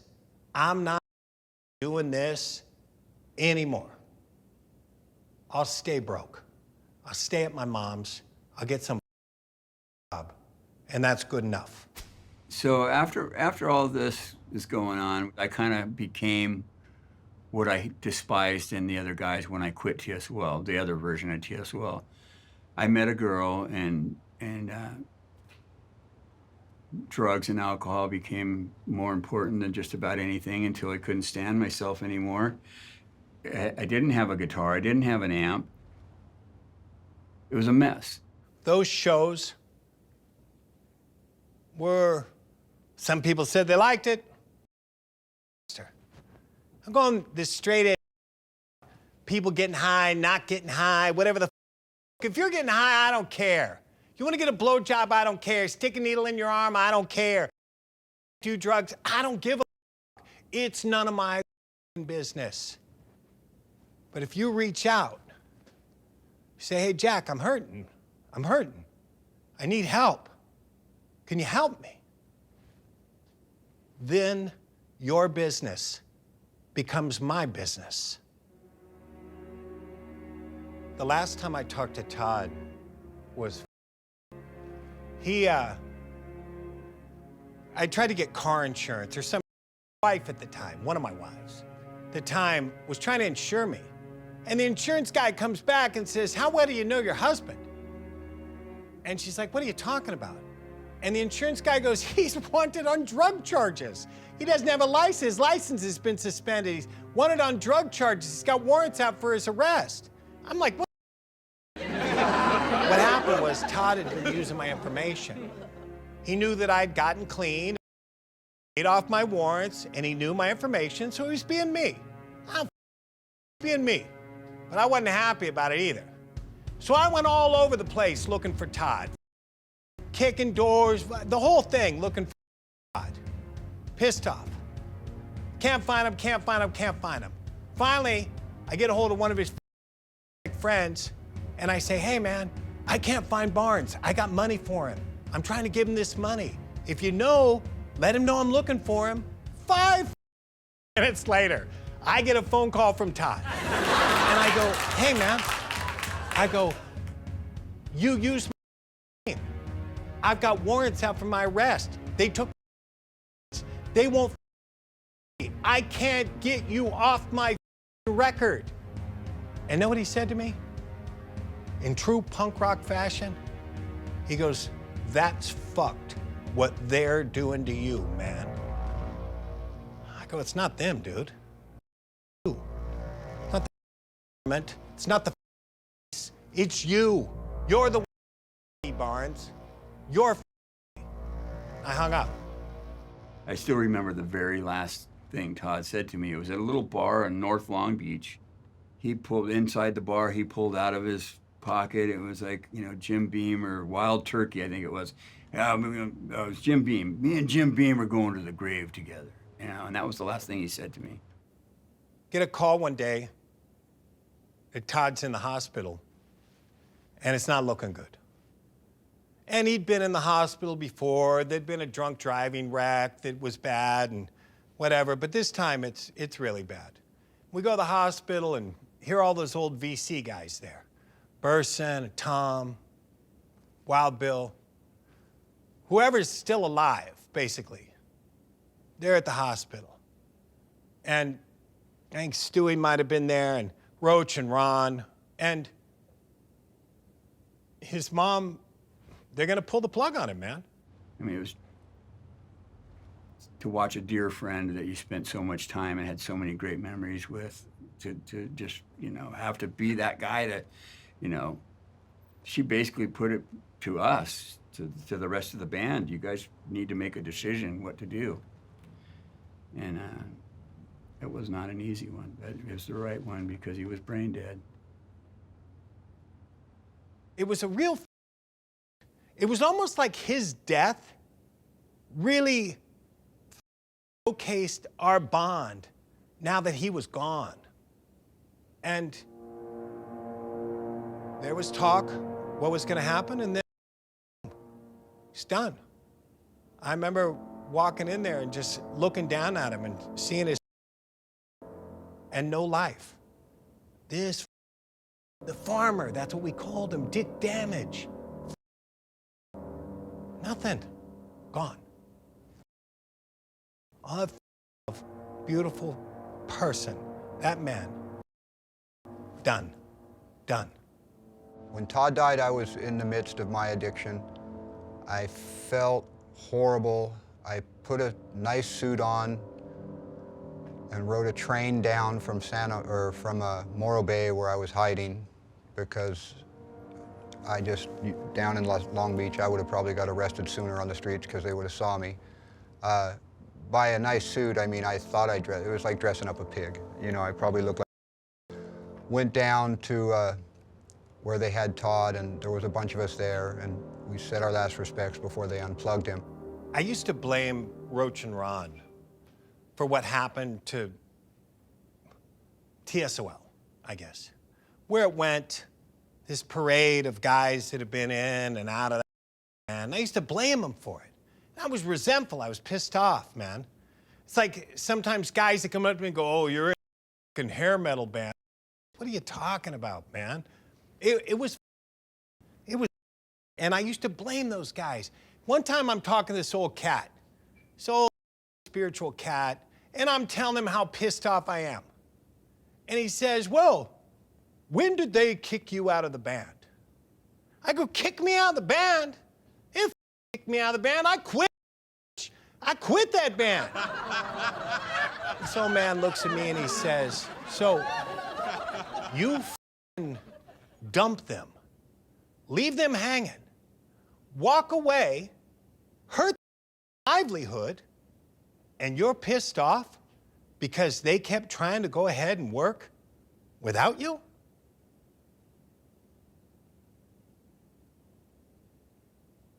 No, I guess I'm not.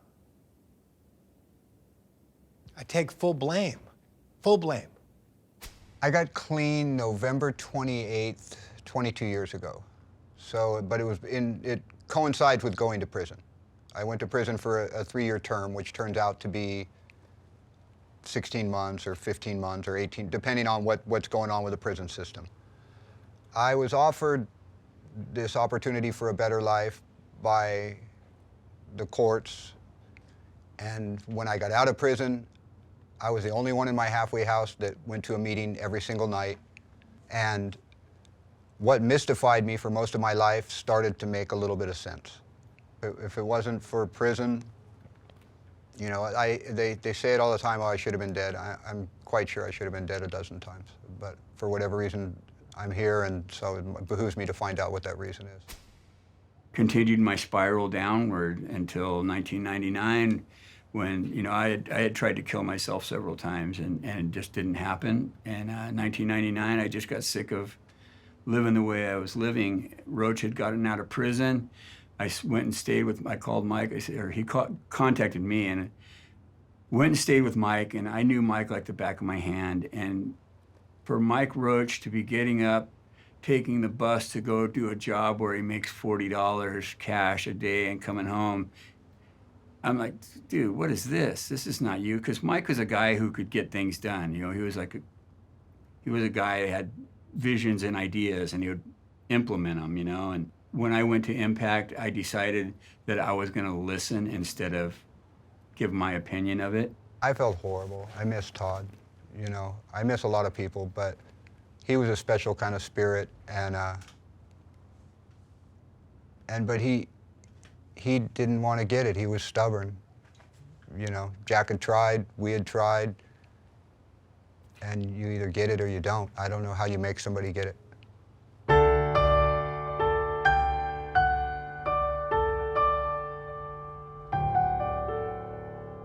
And I'm up in LA recording, and Roach stops by to visit, which was nice, man, because the last time I saw him, he wasn't in a visiting state, unless he was seeing visitors. But, you know, he stopped by, and he looks good, man. And he's talking solid. He's talking like I used to remember. He's talking solid, he's looking good. And I said, you know what, Mike? These guys just asked me to do a show. Now, there was this art exhibit thing up in Santa Monica. They were getting some old punk bands together, and they hit me up. They said, hey, you know, do you want to come and sing a couple T.S.O.L songs with a backup band or whatever? It's like, yeah. Sounds fun. I'd love to do it. Sounds fun. So I told Roach about it. I go, you know, these guys just hit me up to do this. I go, you want to do it with me? You want to just come and play with me? And then Roach says, you know, Emory's clean too. I mean, the last time I saw Emory, man, he was. Roach goes, no, he's doing good, man. He's clean. Let me hit Emory up.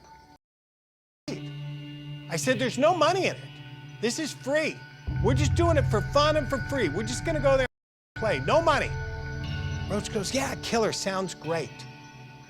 Calls Ron. Ron's in.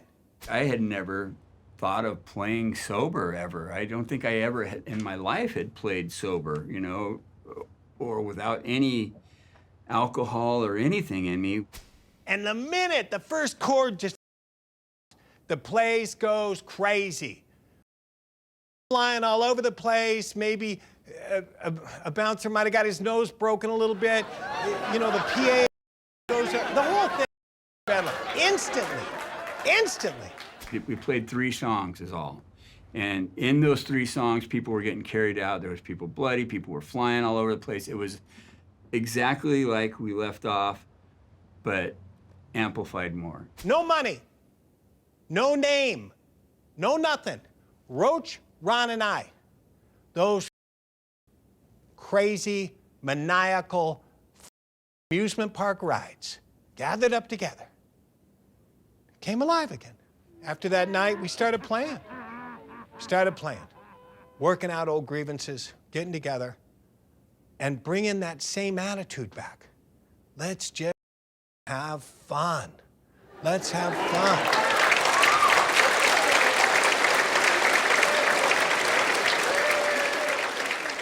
When I heard T.S.O.L was playing again, it was like, oh, cool. And my kids were growing, you know, getting to that age where they were getting interested in punk and digging through the old records and stuff. And I was like, hey, you guys are playing the House of Blues. I want to bring my kid. So they think, well, what's the best place to be? Might as well be on stage because the kids are young. I mean, Max was 11 and his friend was 11. I think he was 11. And so we're on stage watching the band play. It was great. You know, it was really cool to see everybody. And so we're watching the show. It was a great show. We're up on stage by the monitor desk. Bam! We hear this shot or whatever. We heard a sound.